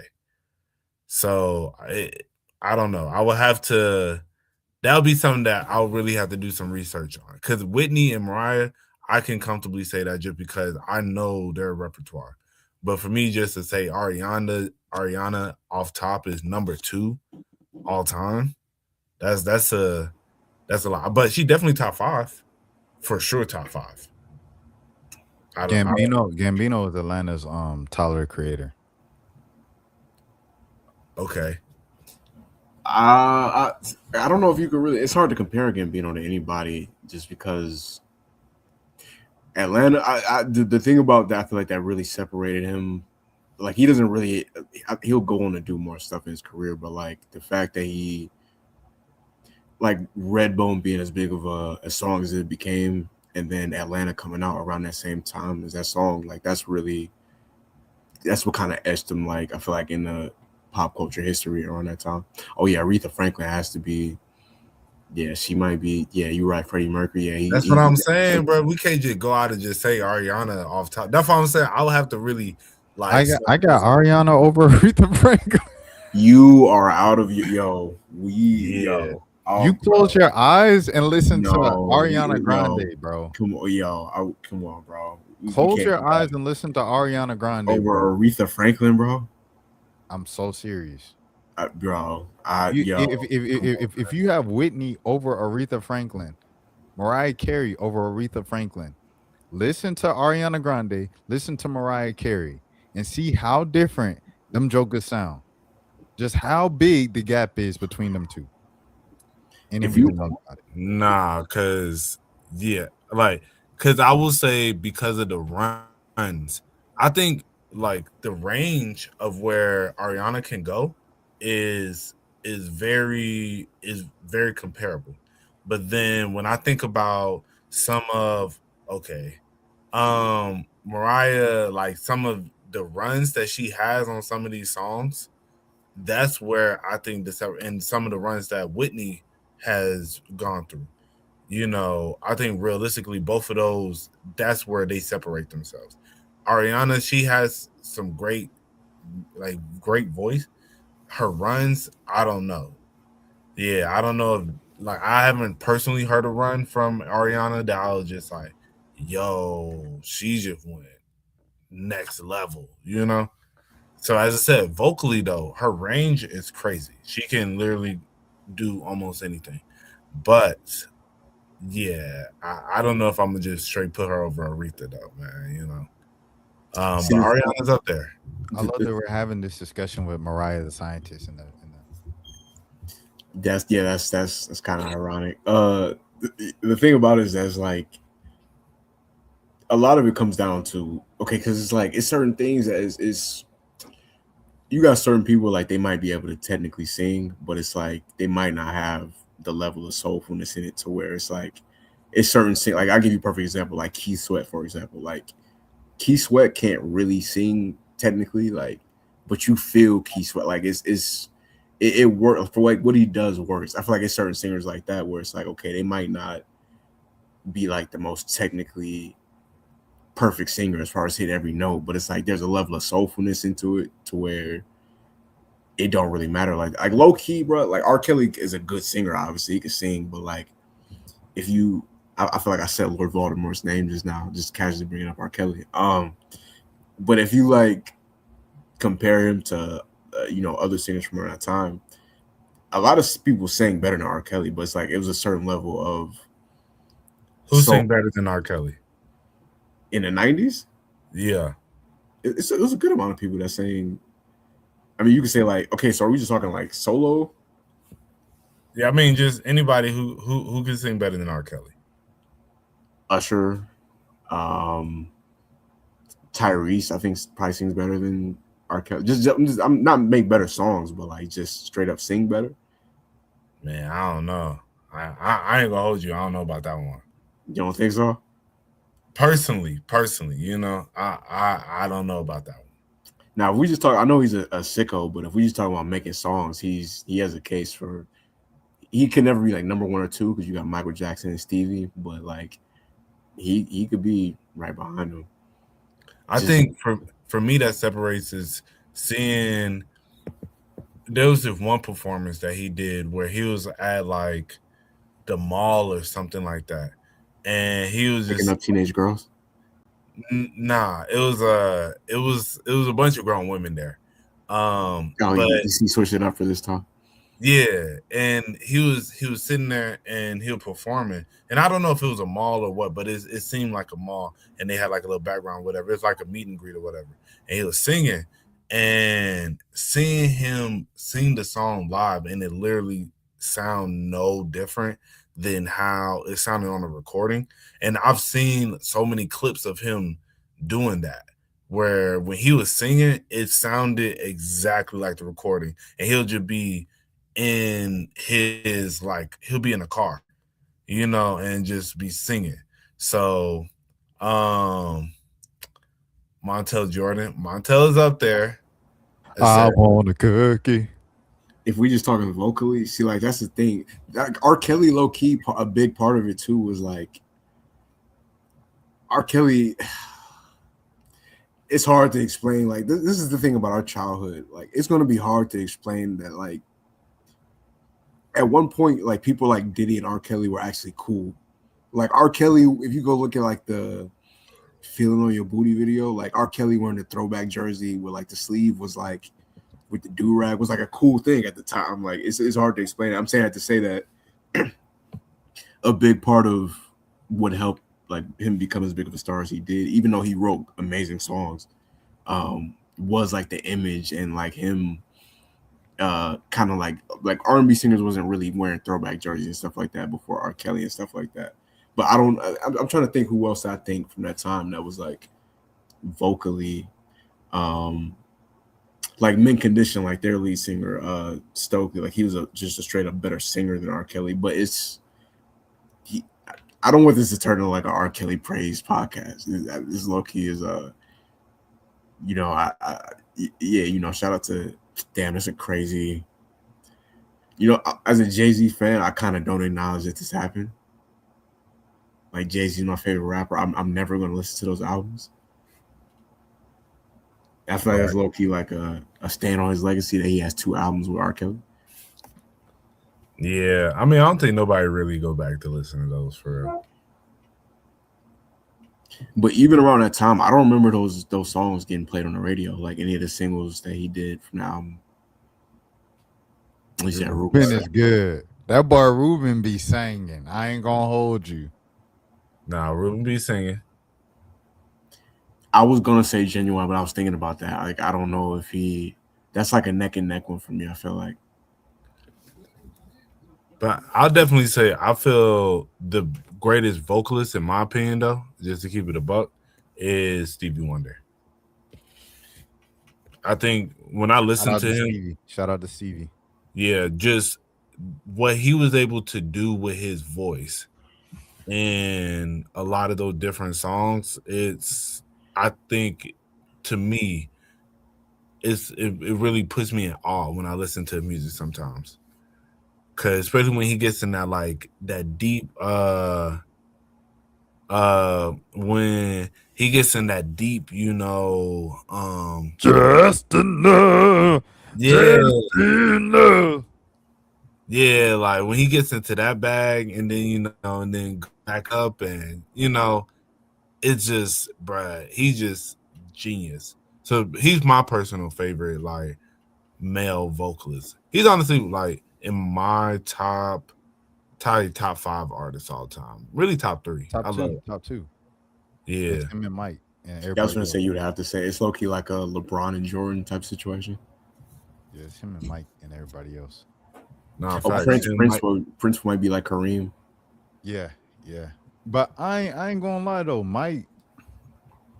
I got Mike over Stevie just because it's like Stevie still making music. Like he was on Corday's album and stuff like that. Excuse me, sorry. It don't really be making no noise for real. You know what I'm saying? Like the music now. Yo, Mike come on, had we hits not. for 45 years, bro. Yo, we not doing that, bro. That's crazy.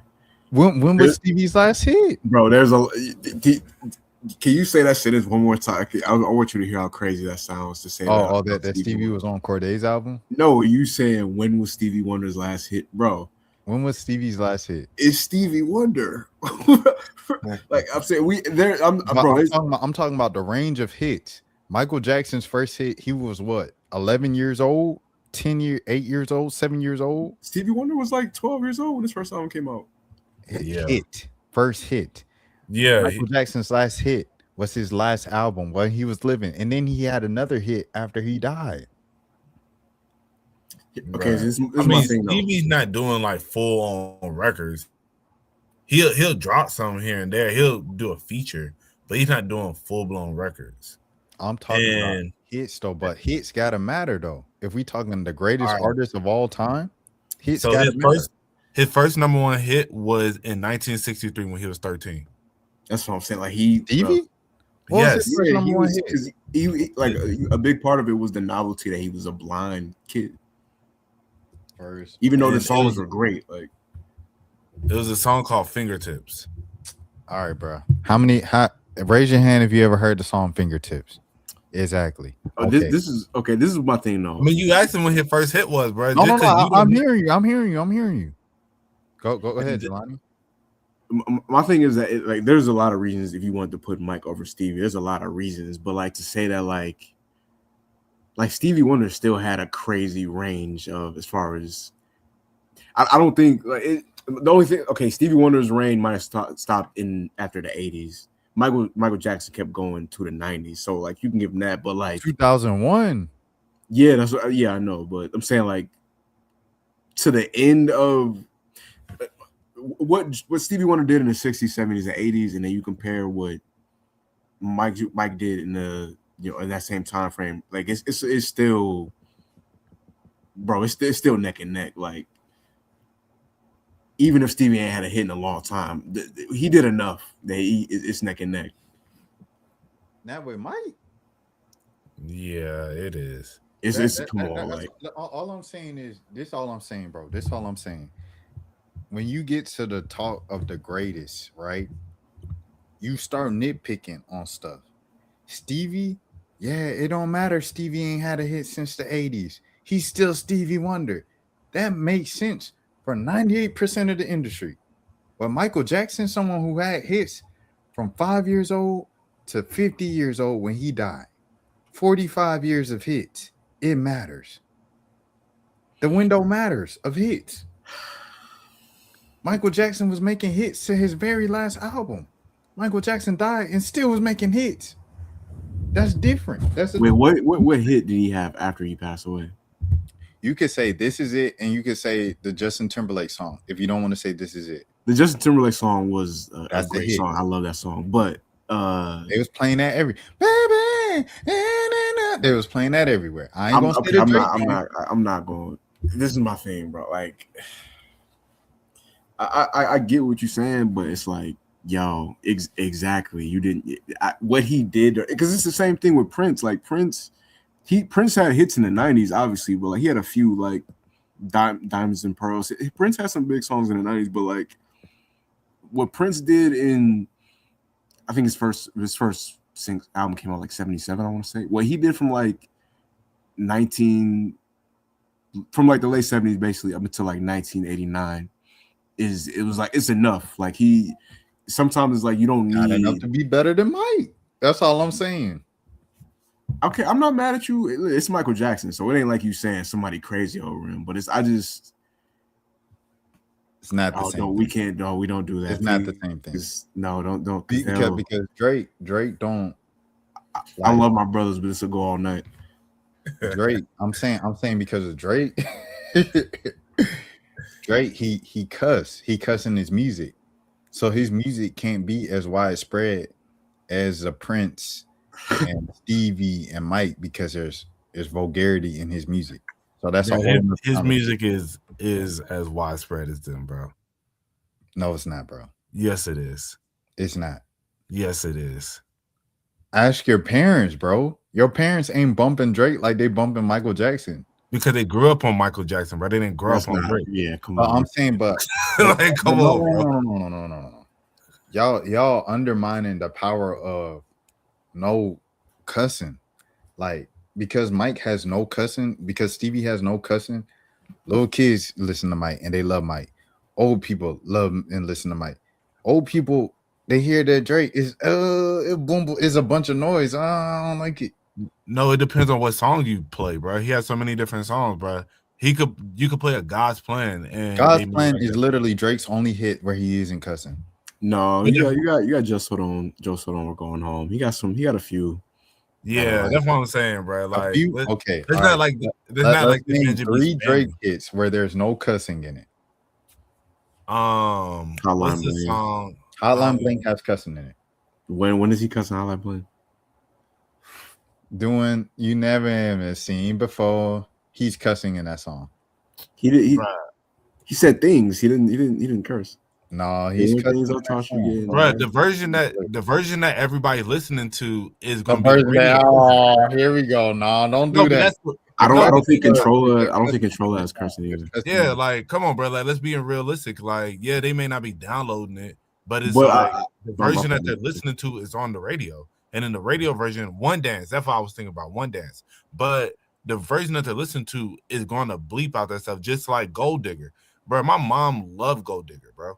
And I'll never forget, I remember when I bought that album, like, she was on the phone with my aunt, and she was like, yeah, like, you know, I ain't saying he broke, you know, but she, yeah, like, you know what the words are. But if I'm saying, like, I remember her talking about that, and it was like the version on the radio is the version that she liked. And that was the version that she would listen to. So it's just like some of these songs, they may like the song because they heard it on the radio, and now they're a fan of it, and they're going to go get the non-vulgar version. So, like, let's not act like he's just over here, like, he's not Young Boy. You feel me? So he's not Future. So, like, let's just be realistic, bro. Like, you know, he's as widespread as these artists. I'm not saying he's as great as them. Like, and I'll give you that, bro. I'm not gonna say he is as great, but Drake is as widespread as a Michael Jackson and a Stevie Wonder, bro, in today's age. Like, everybody knows Drake. Everybody knows Drake. Yeah, no, I would say for the most, like, he's pretty. He's there's very few artists that are as globally known as Drake in this era. But the thing about, and we've talked about this before, like, it's hard to compare artists to previous era because it's like, bro, people had to really go outside and buy Thriller. Like, people had to really, you know what I'm saying? Like, it wasn't like the first time I probably listened to like a Drake album, I probably downloaded it off of, you know, LimeWire or something like that. Like, it was just, I think like music in general meant more to people back during the era when, like, you know, a Mike or a Stevie came out, because like I said, they had to physically pay for it. Like, there was a time for like a year straight when Thriller was selling like between like 500,000 to 1 million copies a week every week. You know what I'm saying? Like we'll never be able to see anything like that. I feel like this Mike is just on his own stratosphere, like than anybody. It's just as far as fame. I'm not saying as far as talent, or we can argue that all day, like talent who made better music, but Mike just reached a certain level where it's like, ironically, the only person I can really think of who else that reached that level would be like Michael Jordan, as far as that level of fame. And no, I agree. Real quick, I want to respond to what Buddy said. He said that the part about transcending music. So transcend eras, it does. Let's be real, because Drake's highest selling album of this year and one of his biggest years in streaming came because of an album that dropped almost 15 years ago. And you could say, and I'll give it to you, and now and today, if you feel like he's not as authentic, I'll give that to you, because I'm not going to argue that. But when he came out, that's what made everybody like him, because he was so authentic within his music. So, like, let's not erase history. That is what made everybody love him, because he came out and he's the one who made Marvin's Room. Nobody was making no Marvin's Room, bro. Like, let's just keep it a buck. Nobody was making Marvin's Room. But that's how every man felt about women. Like, they felt like, you, like, forget that dude that you with, bro. Like, he was never authentic. So that's what I'm saying. What are you talking about, bro? Like, let's not erase history, bro. Like, when he came out, he was himself, bro. He was completely different. He was the singing dude that everybody thought was soft, and he stayed true to that. His music was great for the time. That's what I'm saying. Right now, he just had his biggest selling album. I mean, his biggest selling year, and it came majority from an album that's 15 years old, bro. That's transcending eras. So Don't Take Care. Yeah. Okay. Yeah, that's the thing. I feel like Drake's greatest. Yeah, because you could say within the last, like, once I call, as a Drake fan, I call like all his music posts, if you're reading this is too late, like that's my boss Drake. Like, it's like he became like kind of like a different. Once Drake grew the beard out, and like he started getting in the weight room or whatever, or like allegedly getting surgeries or whatever. He said once XX Tentacion was no longer on there.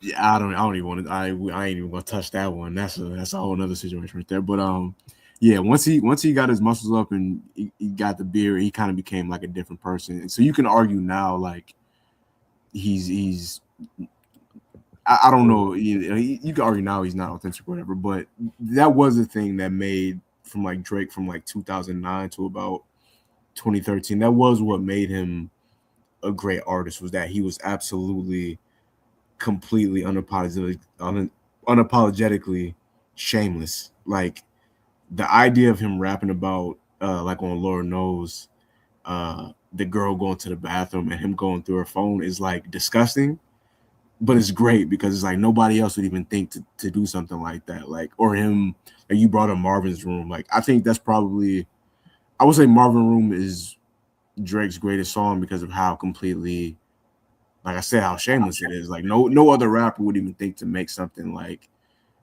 I'm going to make a song about me drunk dialing a girl and hating on her man.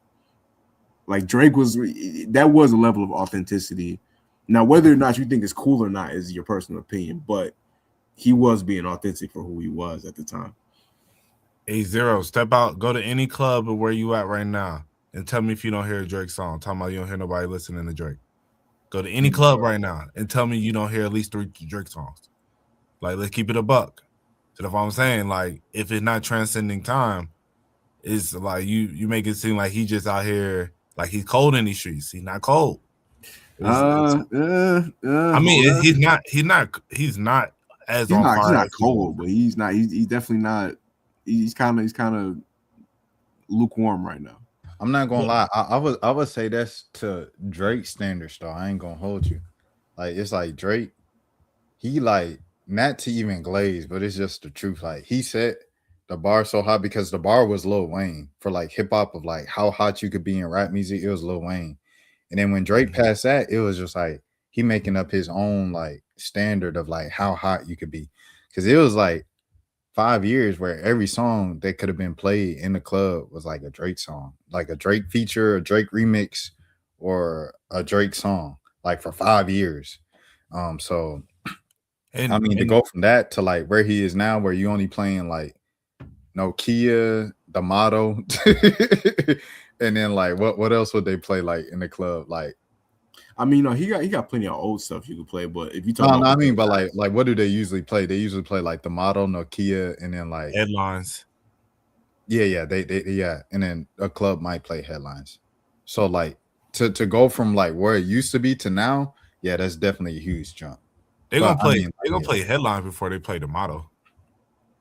I hear I literally it's weird because people talk about when's the last time you heard the motto? I hear the motto like every time I'm out. It was just weird, but I hear it every time I'm out. Nah, I feel it. But that's why I say for his time relevant. Nah, and that's why I say he's not Mikey or his old dog in the era where music is at its worst.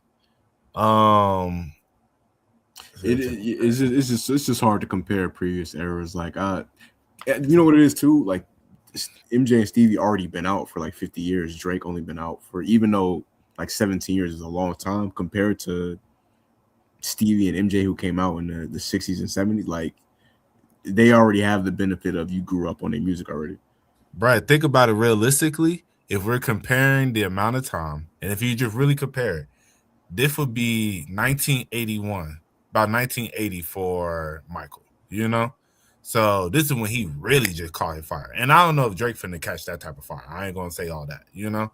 But I'm saying it's just there's still so much time left for more music to come. We don't know exactly where things are gonna go. And I think like Rashad said, he set a bar so high. And that's why I say realistically, where he's at now, he definitely has cooled off. And I wouldn't say I like his more recent music. I'm a fan. I'll be real, but it's not to the same standard of what he created a while ago, and that's why. And I think a lot of people feel that way, so that's why they're running back to his older music.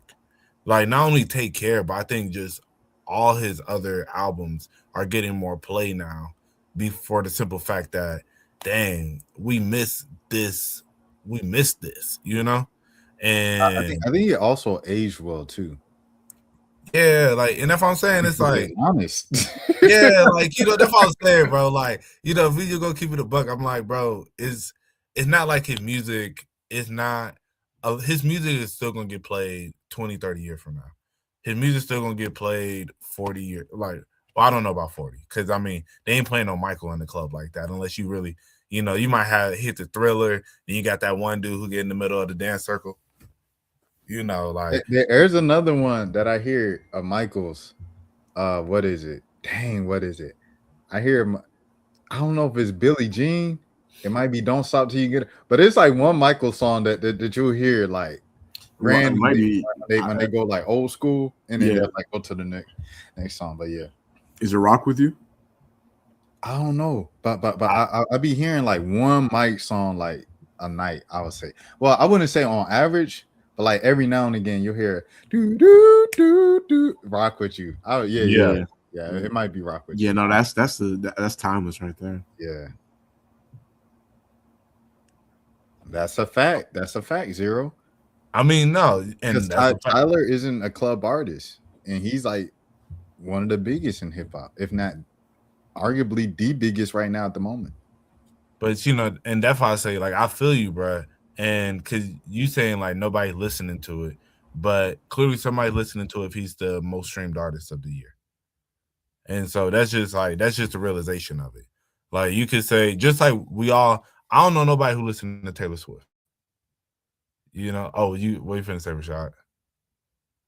Before let's wrap this up, I just made and bought my dream car every hit.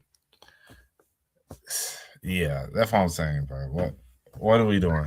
What are we doing? What are we talking about? I don't know where it's going. What are we talking about? I'm sorry. I didn't mean to laugh. Hey, prayers up. Hey, everybody, just pray. Just pray for it. Just pray for it. That's what I'm saying. But that's what I'm saying. On Apple Music, and I think he was number 2 or 3. No, I think he might have been number 3 on Spotify. So, and this is my bad. This is the entire, you know. Spotify, Apple Music, he was the number one streamed artist, and then Spotify, I think he was like 2 or 3. And I think it was Taylor Swift and Bad Bunny above him. And I don't know nobody. I've never heard nobody say turn on that Taylor Swift in my life, bro. And I don't know nobody listen to Taylor Swift. And your life is crazy. I ain't gonna hold you, cause Taylor Swift, bro, you belong with. And you seen the under like Taylor Swift, like back in like 2012, 2000. Taylor Nah, Swift. you're right. I was being dramatic, bro. I was being dramatic. You're right. But I will say, I'm not actively listening to I don't actively hear nobody say I want to, like, they're not playing Taylor Swift around me, but I'm not around that people. Okay, so yeah, he was number 4. So I'll give you that. The Weeknd was over him on Spotify. But Apple Music, he was number 1 for sure. Yo, that song "Birds of a Feather," bro, by Billie Eilish, bro. I love good, bro. Bro, I love that song. Yo, you know that song, Jelani? No, I'm gonna have to go listen to it. I probably have heard it before. There'd be a lot of songs I know. I was probably a year late on that song, but Kai Cenat was apparently like in love with that song and playing it on stream all the time. I still wasn't that hip to it, bro. I just like she lost all the Grammys for it and she performed it, and I was like, oh yeah, I heard this song before, in passing. When a song's so big, you hear it. It's kind of like Sabrina Claudio and Sabrina Carpenter and all them. Like you be hearing their songs in passing, but you don't really like listen to them, but you know them because you just hear them everywhere. Mm-hmm. And like, I just let it be. But for some reason, bro, I just like sat down and listened to it, bro. And it's such a beautiful song. Like, I didn't think Billie Eilish could outdo Bad Guy, but like she did with that joint, bro. Like, she did her thing. I ain't gonna hold you. It's a great song. You gotta listen to it. What made me fall? I really got onto it probably about a month ago. Like, I've heard it multiple times, like out and stuff, but I never listened to the full song. And it was, I saw a clip. I followed this one Instagram page called How Songs Were Created. And it was her and Phineas, her brother, in the room, like working on it and like seeing them like cook it up and stuff. And then I was just like, just listening to it. I was like, okay, like, you know what? Let me go ahead and like, let me really go listen to this song. And man, I went and listened to it, bro. I was like, oh, bro, this is beautiful, bro. This is like, yeah, birds of a feather, we should stick together. And I was like, yeah, this is it. Another song that, what do you say? I'm gonna have to go stream it. I probably heard it though. I gotta. Like, you definitely heard it. You definitely heard it. Another song that I caught on late to, that song by Chappell Roan, Pink Pony Club. That, you know who put me onto that song? My mom loves that song. Stub Buds. Yeah. Really? Stub Buds put me on that song. Bro, she made that song in like 2020? I believe it, because like the first time I heard of her was last year at the Grammys, and she was like everywhere at the Grammys last year. And I was like, I don't know who this is. Yeah, I had because I saw that when she dropped her album, the like Diary of a Midwest Princess or something like that. And I was like, who is this? And then, then I saw like a clip of the song and I was like, okay, this actually okay. And then yet again, like a couple months ago, I don't know why, I just I was like, I like this song. I'm finna actually really listen to it. And I listened to it and I went and watched her Grammy performance, bro. I was like, oh man. And then I saw the video. And in the video, I was like, she looks so different in this. And then I looked and it was like, oh yeah, this came out like 5 years ago, 5-6 years ago. She made that song. And then it just so happened blew up in 2024. But you see how like the Grammys is supposed to like highlight the hottest songs of that year. Yeah. So that's why I feel like the Streamer Awards is no question. You got Max, you got DDG in the crowd. There's no excuse why you ain't playing Pink Dreads to represent the 2025 year at the Streamer Awards. There's no other award show where Pink Dreads people gonna see and be like, oh yeah, I get it. Like you can't play that at the BET Awards and be like, "Oh, I get it." People gonna be like, "Man, what these streamer dudes doing up here?" Da-da-da." The streamer awards is a perfect place to play that, and that's why we need the Black Streamer Awards. Facts. I still haven't heard that song yet. What song? I know it's Drake? popular. Yeah, I know it's popular. Like I just still haven't for some. When I'm out of town, I'll be tripping. I'll be on one. That's a dance. This is dance video. Yeah. This is that Okay, Atlanta. okay. He don't know one. I'm gonna check it out because I've been aware of it. It's just for some That's reason. not hard. I ain't gonna hold you. Yeah, that's where I'm at with a lot of pop culture, bro. I be aware of everything. It's just like it's only but so much I can consume. You know what I'm saying? Like it's so Do much. you know a Sabrina Carpenter song? I know Espresso. There you go. That's what I'm saying. Like that's where I'm at with it. Like the stuff that's like big enough to get across my radar, I pay attention to it. Hey, what year was that song?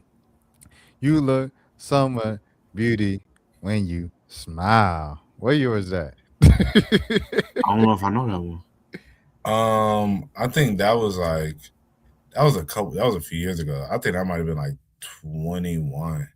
Dang. Yeah. I don't know though. I don't.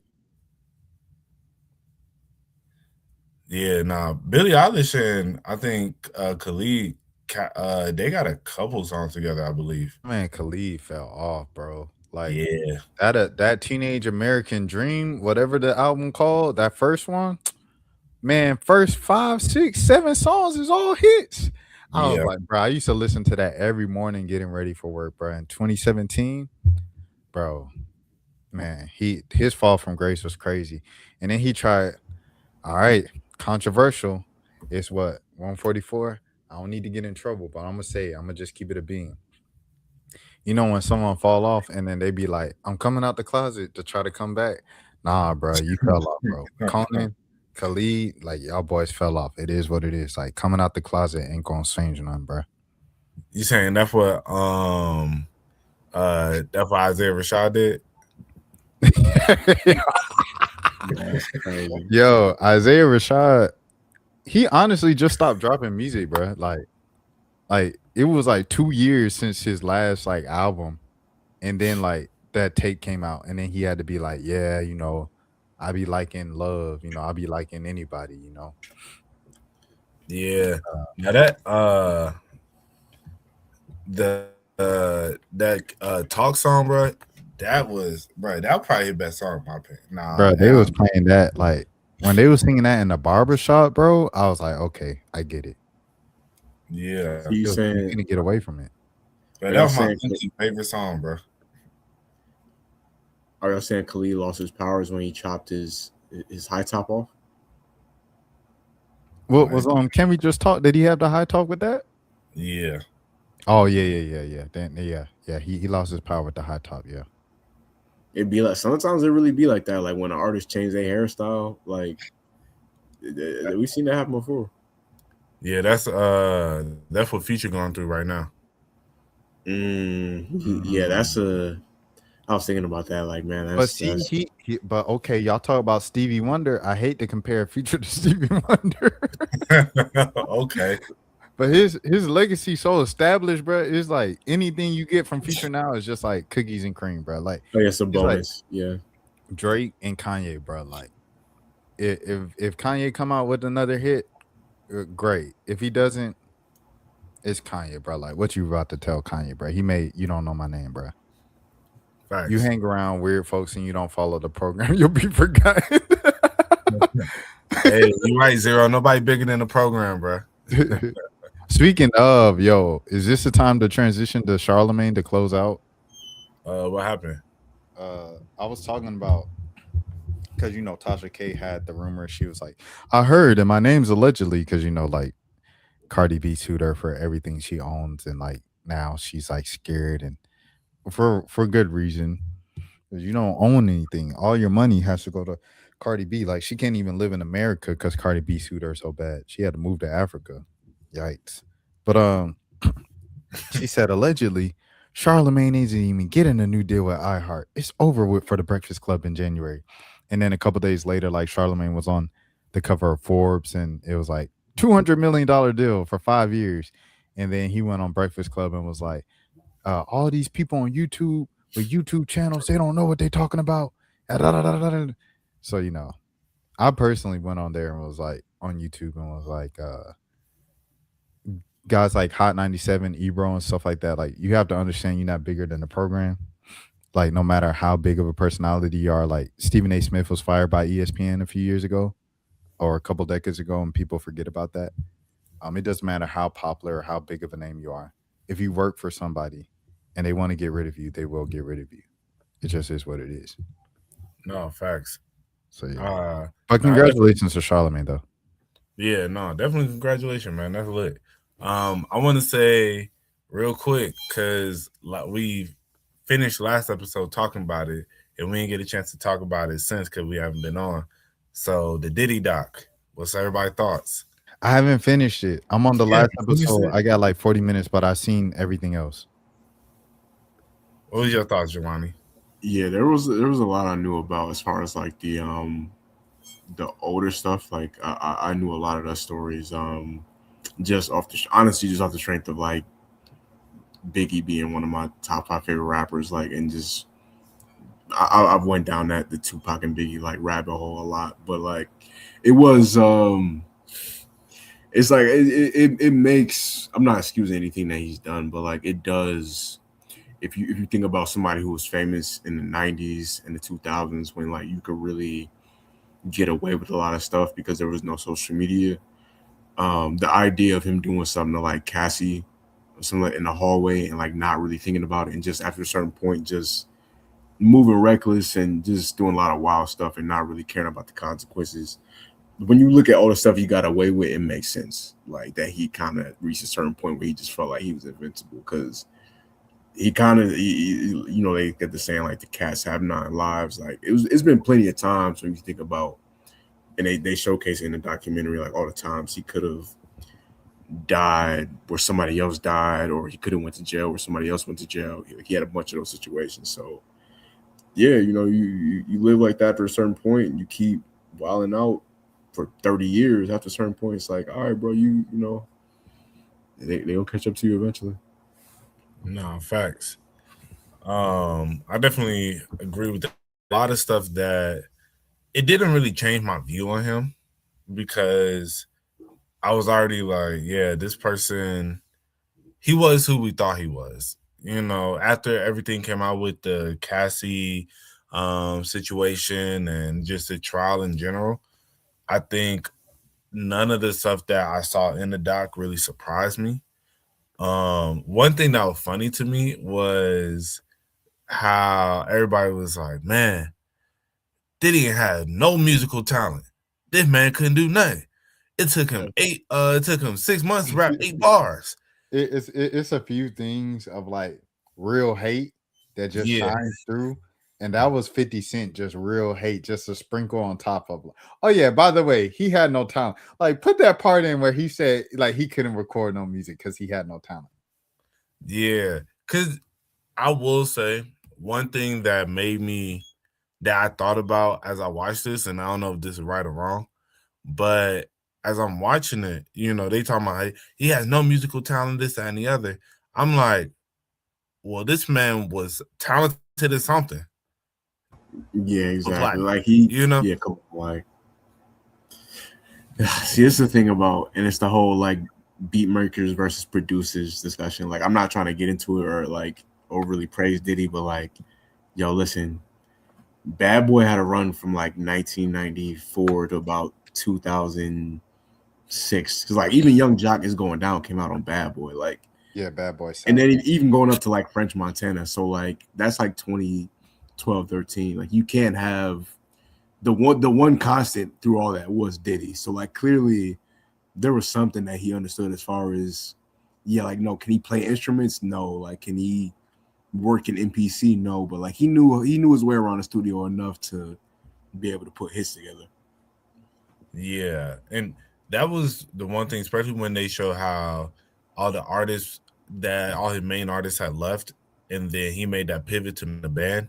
And I was like, man, that was smart. You know, that was literally what I was thinking as I was watching. I was like, that as I said, he may not been talented in that way, but his business acumen and just knowing how to put people in position to, and his branding and all that stuff, like he was a genius at that. And I think that kind of, and yeah, and I feel like, you know, that's what really kind of, as I was watching it, I was like, he's a horrible person, but man, he did a lot, you know. That's why I was kind of, as I was watching, I was like, man, because I said it didn't make me think he was even worse of a person. I was like, we already know he's a crappy person. So what started to kind of stand out to me was just as they talking about, oh yeah, you know, when he got who was it? Was that Boyz II Men? Was that Jodeci that he had? Jodeci. Oh, he had Jodeci. Yeah, when he was on, Yeah, how he yeah. came up with their whole image and all this stuff like that, and I was like, that was actually okay, you know, and stuff Yeah, like that. that was his talent right there. Yeah, you know, him knowing how, yeah, Yes, that's true. No, he ain't lying. Yeah, no facts. And he learned from them and then took it to another level. But then in the midst of that, he got too deep into a bunch of whole other stuff. And I will also say one thing, that when I was watching him, when they said that he was showing the video of him having sex with, you know, that first lady, you know, back in the early 90s and stuff. And at first I was just like, why would he do that? But then when they explained that, you know, who is that?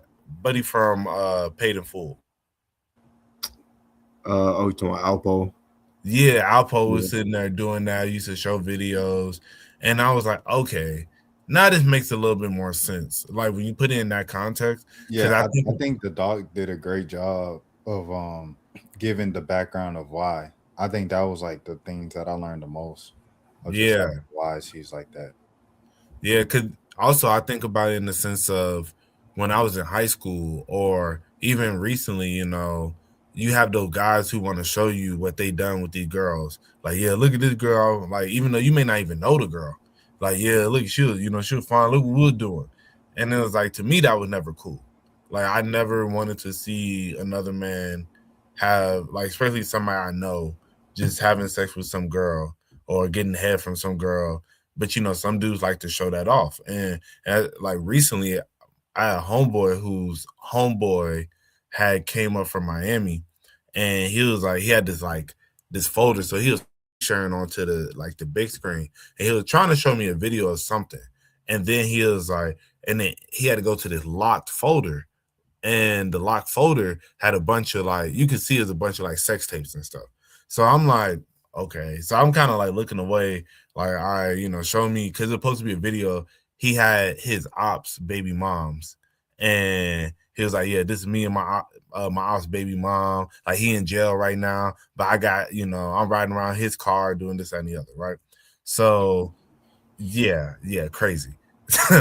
But then he's like, yeah. Then he goes to the video of him doing something with the girl, where it's like they hooking up or something. He's like, yeah, this what I be on back in Miami, bro.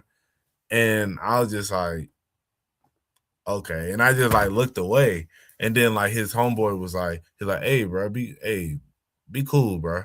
You know, chill. That ain't niggas ain't trying to we ain't trying to see that. And yeah. But that's why I say knowing people like that, it's that makes more sense when I see it in that context. I'm like, I don't know, some dude feel like they the man for being able to show that. And I'm like, bruh, we all out here doing our thing, bruh. You know, you don't earn no cool points with me for that, you know? But yeah, putting that footage on the big screen is crazy. Bruh. Yeah. I was like, bruh, this ain't. Yeah, it was what you about reaction to be like, yo, you killing them. Like you doing your thing, bro. No, standing up and dapping him. Hey, bro, you did what needed to be done. Right. He said double salute, big bro. Oh, you out there like that? Like, come on, man. Hey, man. Hey, excuse me. I needed to greet you with a little more respect, bro. I didn't know you was right. Right. Yeah. As I said, man, that's very crazy. Some dudes, they weird, bro. But as I said, they feel like that earns them cool points, and so that's why when I saw that I was like, that makes sense. That's why like all these recording of, and then allegedly showing it to other people and stuff like that. I'm like, when you raise like that, you feel like that's something to brag about, and their little pops was a snitch and mom was a prostitute. I mean, yeah, and he did it. Yo, one part that was so funny to me was towards the end when they were like, "What do you want your last words with music?" Nah, it's over for him. But like, what do you want your last words to be? And he was like, "I did it," and I was like, "Yeah, that sounds about right." Oh, hey, hold on. Let me, because he asked, can Diddy redeem himself? Let me be very clear. Like, is he gonna be at the Oscars or the Grammys or anything like that ever again? Probably not. But are some of these same artists that was making fun of Diddy all this time and making no Diddy jokes and clowning him, if he gets out like 2029, 2030, and he starts to get back like a little lit, like he, somehow or another he doesn't get drained by these cases and he still has some bread left. Listen, these dudes would be let him throw a Memorial Day party in Miami when he comes back. It's going to be some celebrities out there. You're going to see some people, I'm telling you, in like 4 or 5 years, you're going to see some people taking pictures with Diddy. It's going to be happening real slow. Kanye, you saw Kanye try to jump out there and be first. Like a few months ago, like this summer, he was trying to be, he was doing the songs with his son, and he was trying to be the first, but it just didn't catch on. But no, it's gonna be some people that embrace Diddy when he comes home. I guarantee you. He said what label is French. He was on Bad Boy. I don't know where he's at now, but he was on Bad Boy at one point. For like he was like the main low key. Like it was one point where like the only people on Bad Boy was Diddy, Dirty Money, French Montana, and Machine Gun Kelly. Maybach? Say it again. I'm about to say, ain't French signed to Maybach? I don't know if he was ever officially on MMG. He might. I think it might have been like a joint venture. Actually, Interscope, Epic, Gamma, and Coke Boy. That's crazy. That signed to it. That said he was signed to that. Facts. That used to be. Hey, no. Kendrick Euphoria, bro. That had some of the funniest lines, bro. Like I was thinking about that the other day, bro.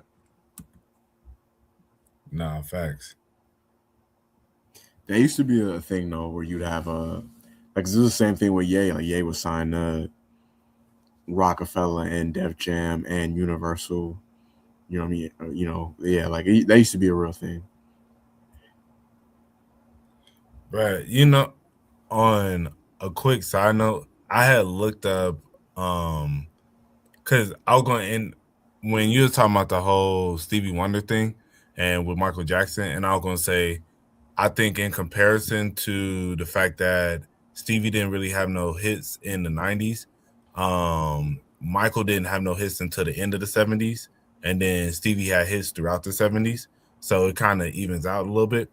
But then I was looking, and so I was looking, Beat It never went number one in Australia and in a few other countries.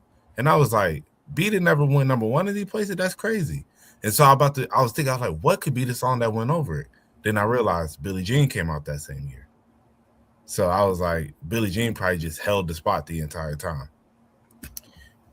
Yo, the numbers for Thriller, like when you look them up, it's like it doesn't make sense, bro. Like it was the top selling album of 1983 and 1984.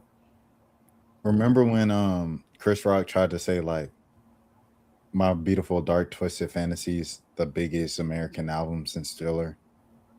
I thought that was kind of like a crazy campaign to push.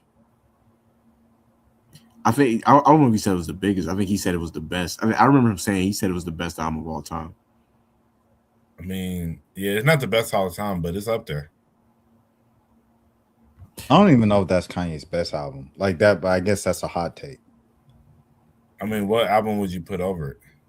I'll put Late Registration and College Dropout over My Beautiful Dark Twisted Fantasy. Nah, I can't do it, bro. sonically, bro, he got into a whole different bag. Just with all the, especially with all the features. The features on every song is perfect. I think Late Registration and College Dropout, they're both great albums. But then when it's just like the polish, like how polished My Beautiful Dark Twisted Fantasy is. And then as I said, with all the different features, how they're all perfectly placed, and the production is just such high level. You know, if you want that, you know, older, you know, the classic samples and all that, then yeah, I'll give you that. But I think it's just the level that My Beautiful Dark Twisted Fantasy is at. It's, I don't know, man. That for me personally. Yeah, Late Registration is my was you gonna say something? I didn't mean to cut you off. Oh no. I'm about to say no. No, I was gonna say like Late Registration and Graduation are my two personal favorites. Like just we saying my favorite, but it's hard for me to say that he has a just we saying a better album. Like My Beautiful Dark Twisted Fantasy is it's just song for song. It's so much happening, man. Like it's so many different.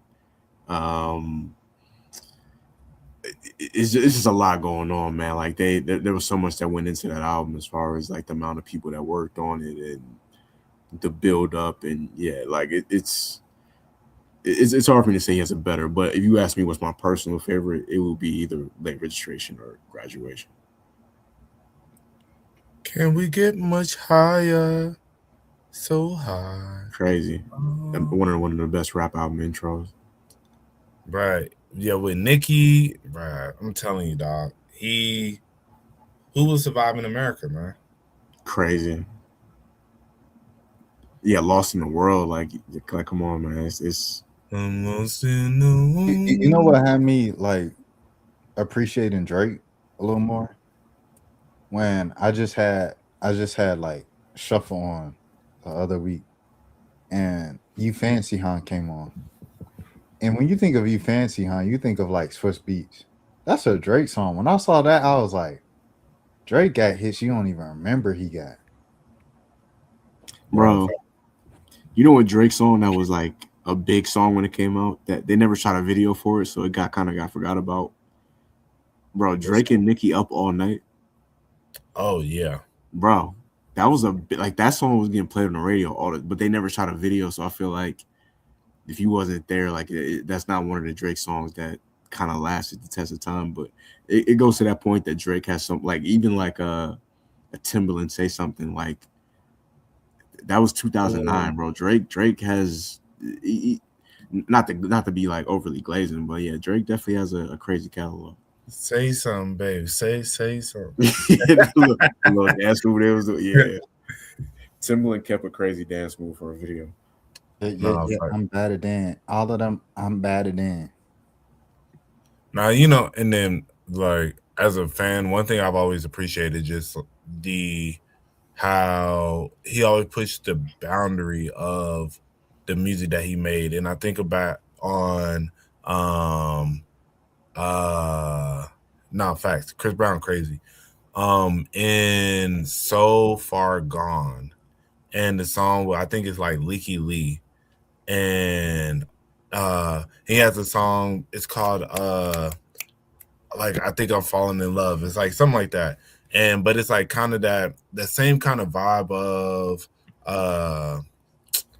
I should be downtown whipping on the way to you, you know, kind of similar to that, where it's kind of that poppy, but I don't know, kind of techno. Like I don't know exactly. Feel No Ways? Yeah, Feel No Ways. Like, but that's what I'm saying, that vibe of a song. Excuse me, sorry. No, you're good. Yeah, and that's where, and I think back on like the older songs that he had that were in that, like I think with So Far Gone, he really was like, I'm finna get into different bags. And that's where he first kind of experimented with it. And that's one thing I always appreciate about it. And that's why like you look back on, when I say him always being like true to himself, because he came in the game just trying to make music that he clearly liked, you know? Who could face T.I. in the verses? Gucci. No, I'm joking. Very few people. Very Yeah, few no, rappers. Ti is very underrated. Ti He was is. crazy. He is. Ti from like, I've said like Ti was legitimately like the biggest rapper on earth at one point. Like you said, like 2006 when ATL the movie and the King album came out in the same year. Ti was the biggest rapper. You say Swagger Like Us. You said I would say like 06 it was Ti, and then Wayne 07 kind of took over like 08, right? You would Say say it again? 08? I hear what you said. My bad. Wayne, 08? From like Ti, yeah, you said Ti's run was from like 03 to like 08. Now he wasn't the biggest rapper in 03 or 04, but like as far as him, like when trap music came out, that's when I feel like he first really blew up nationally. Marco Plus made this argument on the Breakfast Club. He said, "Stop at zero. Stop at zero. See, zero I from just New had a York. run. if y'all Don't do ain't- that. Zero from New York. If y'all didn't know, Stop. I'm from the South, but I Stop. respect Fabulous. I definitely respect Shout out to Fabulous. Stop it. FABOLOUS. Stop it. Marco Plus said that J. Cole the king of the South.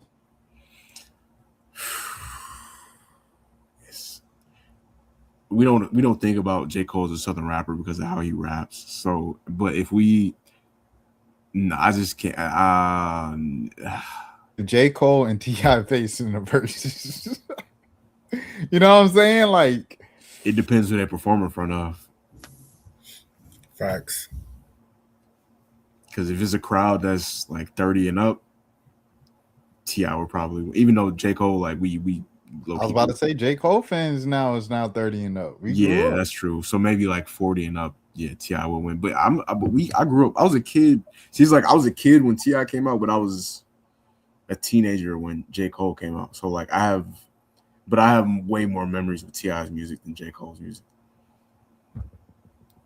Yeah, realistically, if J. Cole and T.I. did a versus in the South, like T.I. is wiping J. Cole, bro. Yeah, not even close. Not even. And I would say you may have a chance if it's like up north that J. Cole might win, maybe.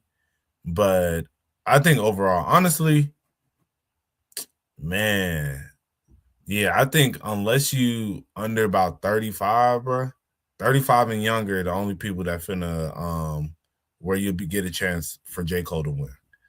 Like, and I really think, just to keep it a buck with you, I think it'll be that 35 to about 28 range. The people who, when J. Cole was making that music for like the kids who are going through those college experiences and he'll making that music in real time, I think, you know, it's going to relate to them and hit for them a little bit differently than it would for somebody a little bit younger. Cause then I don't know. Cause I think like T.I. gonna play some hits and then it's just gonna get the crowd rocking. But it has to be the people who personally connect with J. Cole for his music to win. Because I don't even think I would. J. Cole, one of my favorite rappers. J. Cole is honestly my favorite rapper. Like Drake is my favorite artist, but as far as just rapping, J. Cole is my favorite rapper. And I still think T.I. will win. Like if I was sitting there and then T.I. played 24s, bro, I don't know what J. Cole gonna play. Did that for me. Yeah, I'm losing my mind. Yeah, J. Cole maybe got his, so obviously, like he could play like GOMD. You say he could play what? GOMD. J. Cole could play the whole 2014 Forest Hills Drive. J. Cole different. T.I., bro. Different. T.I. got like some real like, bro. T.I. got anthems. I know T.I. like, you got to think about it like this, bro. Growing up, and I've said this before, it was literally for me, Kanye West, Andre 3000, Outkast, T.I., and then like Michael Jackson, like literally, and then Joe Johnson. Like that was like my Joe Johnson's hilarious. As far as your main people that you looked up to, the people that I like looked up to as a child in elementary school. Wait, I think Zero brought up. I think he meant Mr. Nice Watch. The J Cole. That's one of the Listen, I love Jay-Z. That's one of the worst songs ever made, and I hate that that's the one time that they ever collab. No, that's not the one time because they did A Star Is Born on Jay-Z's album, but Yeah, those are the only two songs they have, and Mr. Nice Watch was terrible. That's Every weird. day is That's weird. They only so have 2 songs. Yeah, he kind of low key. Jay-Z low key treated J. Cole like his redheaded stepchild. Like he never really fully, which is crazy because J. Cole became crazy successful, but he never really embraced him the same way he did like Kanye eventually.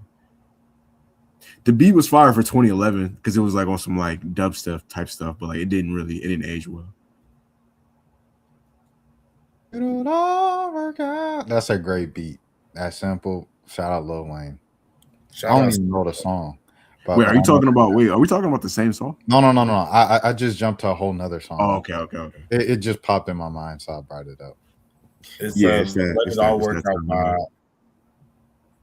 Work Out by Lil Wayne, but the sample is Sampha, and it is called. Dang, what is it called? I was just listening to it too.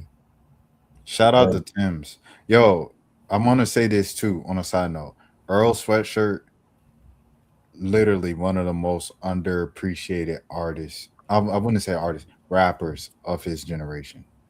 I think he's one of the best to do it ever, and he'll never get that credit. But I just want to say that Earl Sweatshirt, one of the greatest to ever do it. And shout out to Earl Sweatshirt. Yeah, the song called Indecision by Sampha.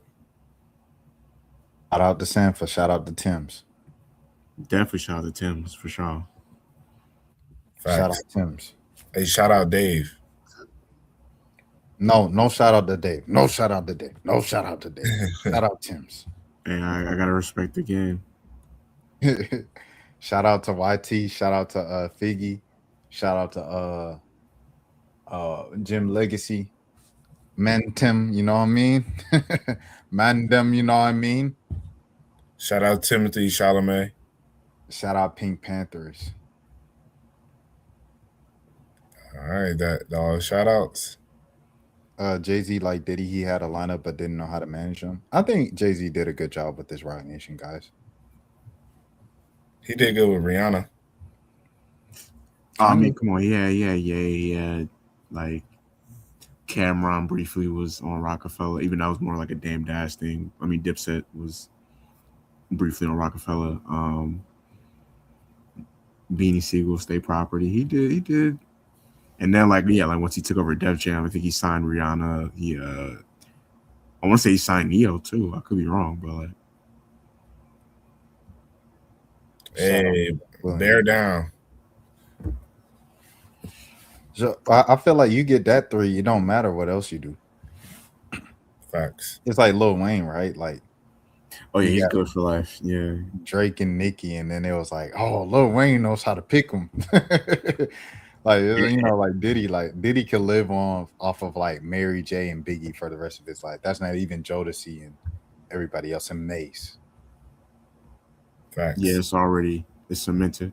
And Danity Kane. All right. Facts. And Machine Gun. All right, well, that's it. You gonna say Machine Gun Kelly and French Montana? He was signed a Bad Boy. How they got potential? How be your sponsor? That's a classic song. That's a classic song.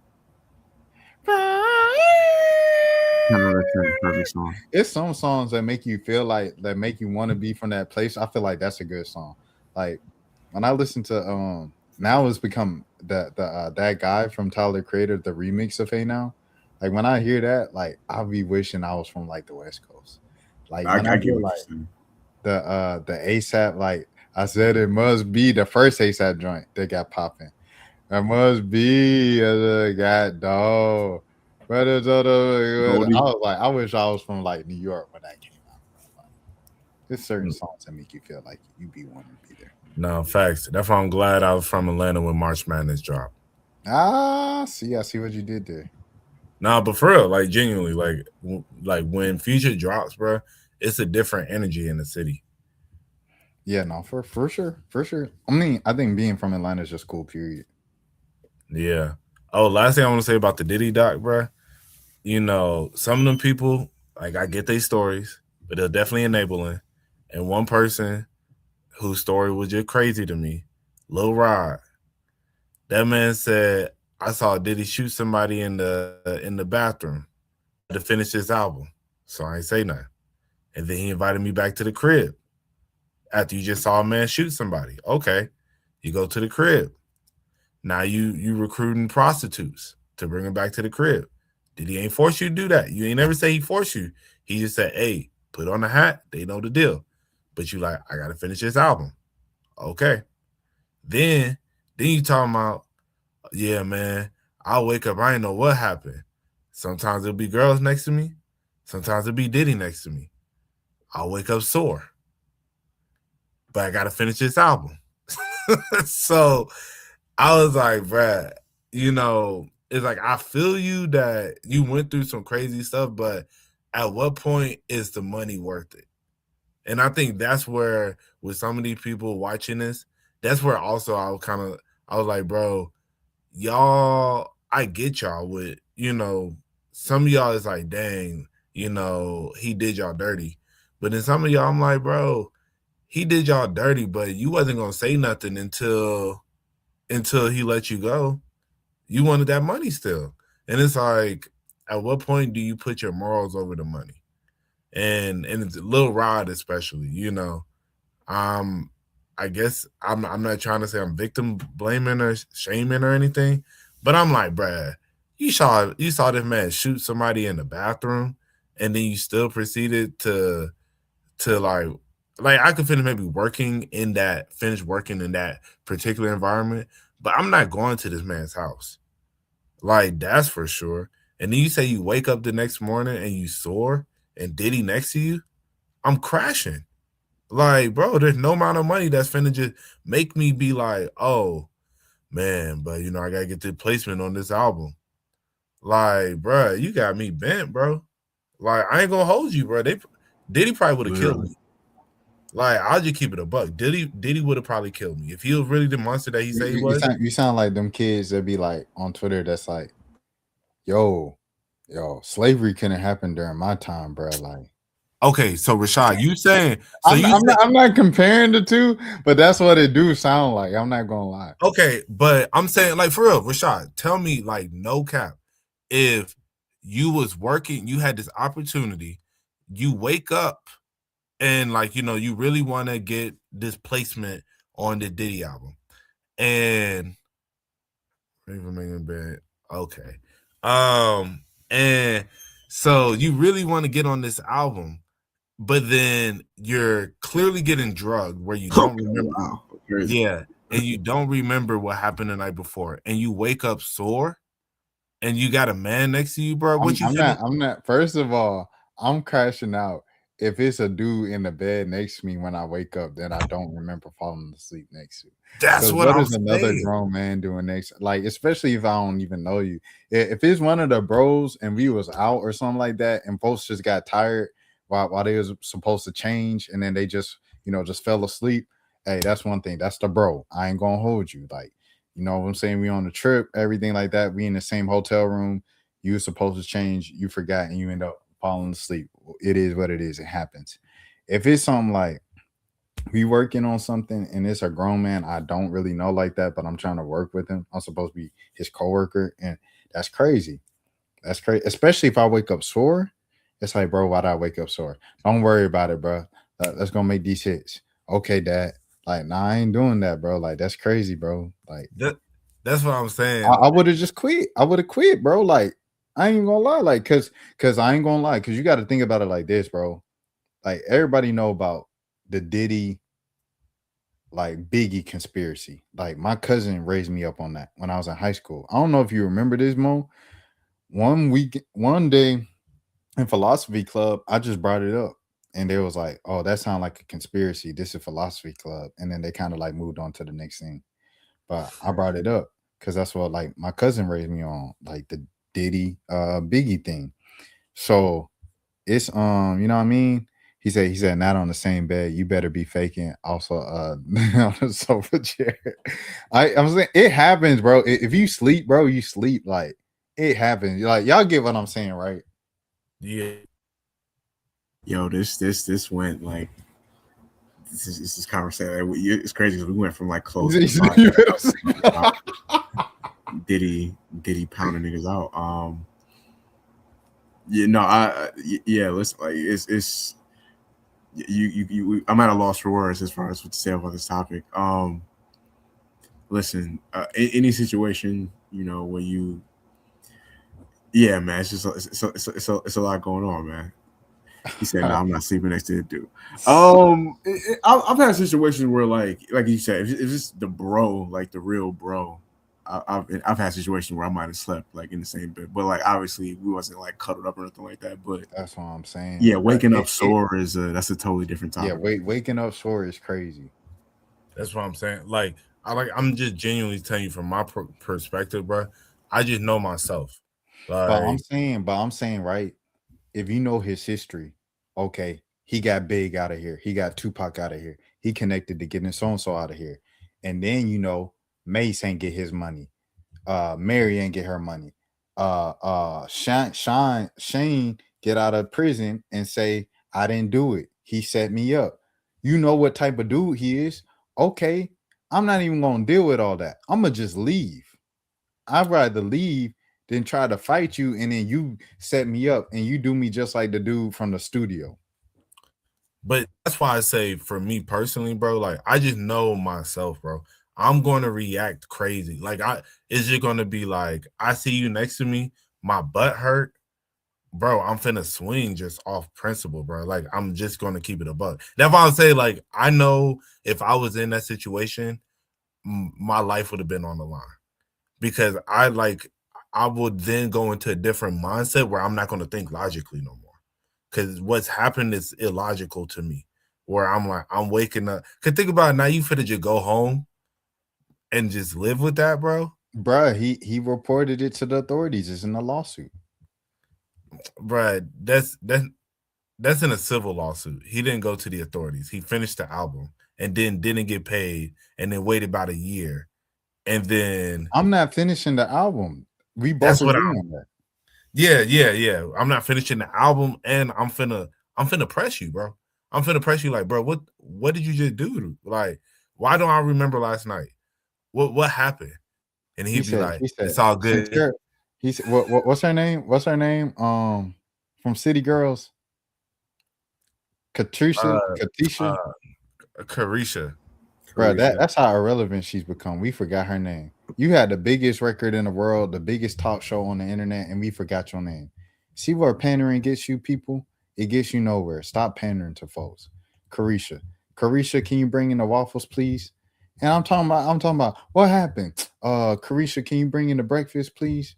Hey, eat this. You're not yourself when you're hungry. That's probably how he responded. He said, let's get to the stew in 15 minutes. And what he did, he ate that breakfast in bed. He got a shower, and then he went to the studio. Yeah, he was like, yeah, eat these waffles, daddy. So remember the video with Meek Mill, bro? He said, yeah, daddy, with the fries, bro. Come on, bro. That's what I'm saying, bro. Bro, nah, did he be wild, bro?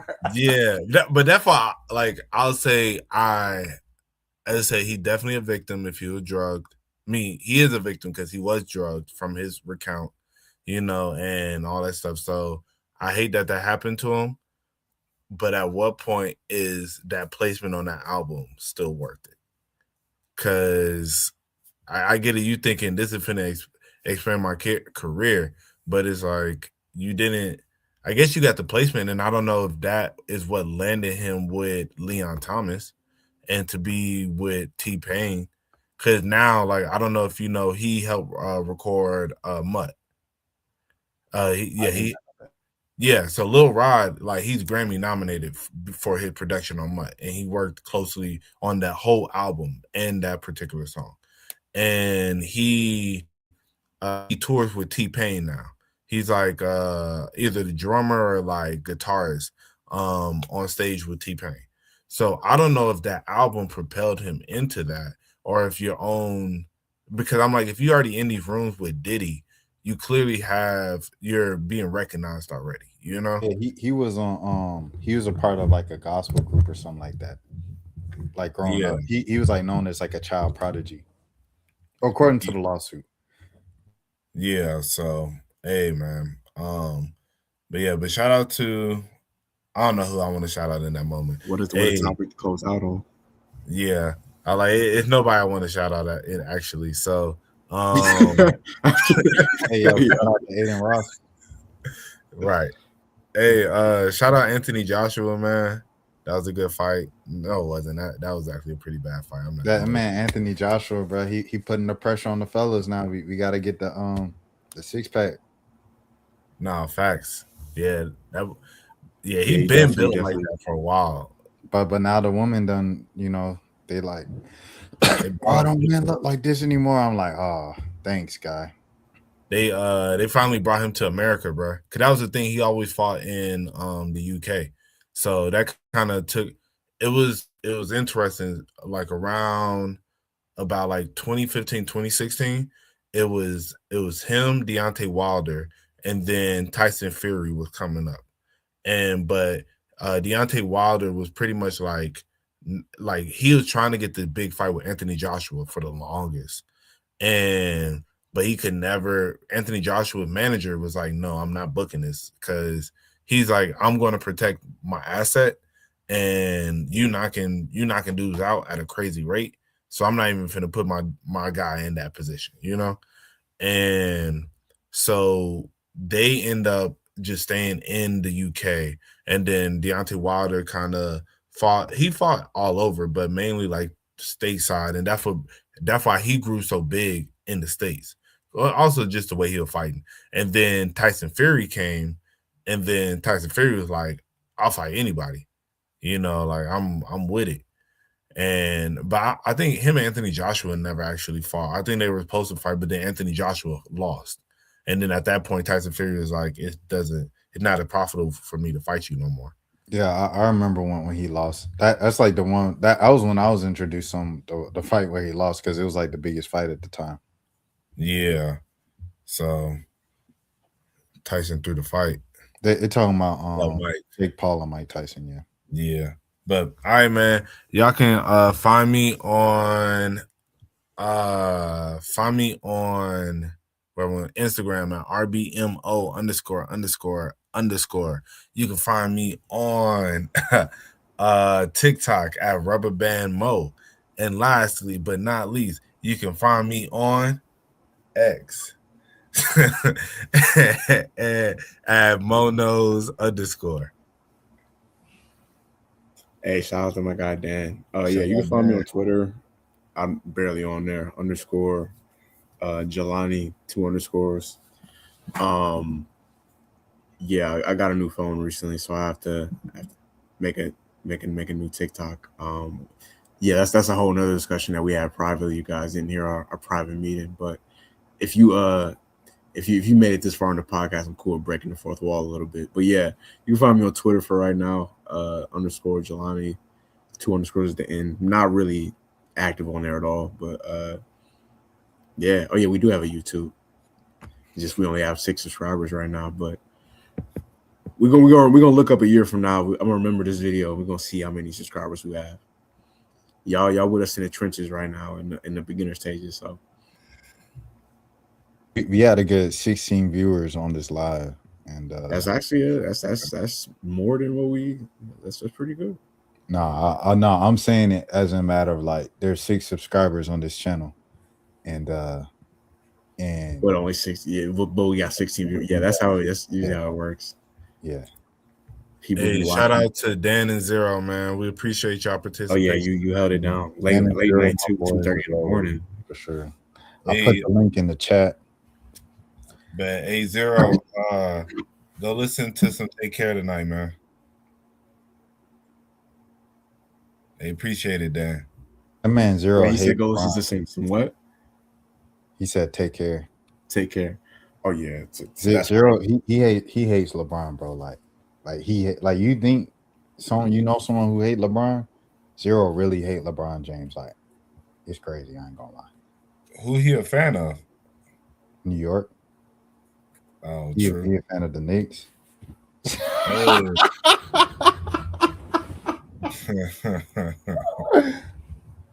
I feel it, my boy. Hey, I love to hear it, man. Hey, shout out to y'all for the NBA Cup.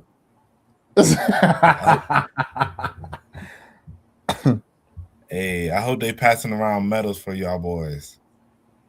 Hey, shout out. Going next year, Rashawn I'll be big. Hey, happy earlier birthday, man. Yeah, Happy I earlier gotta remember that the 22nd. 22nd.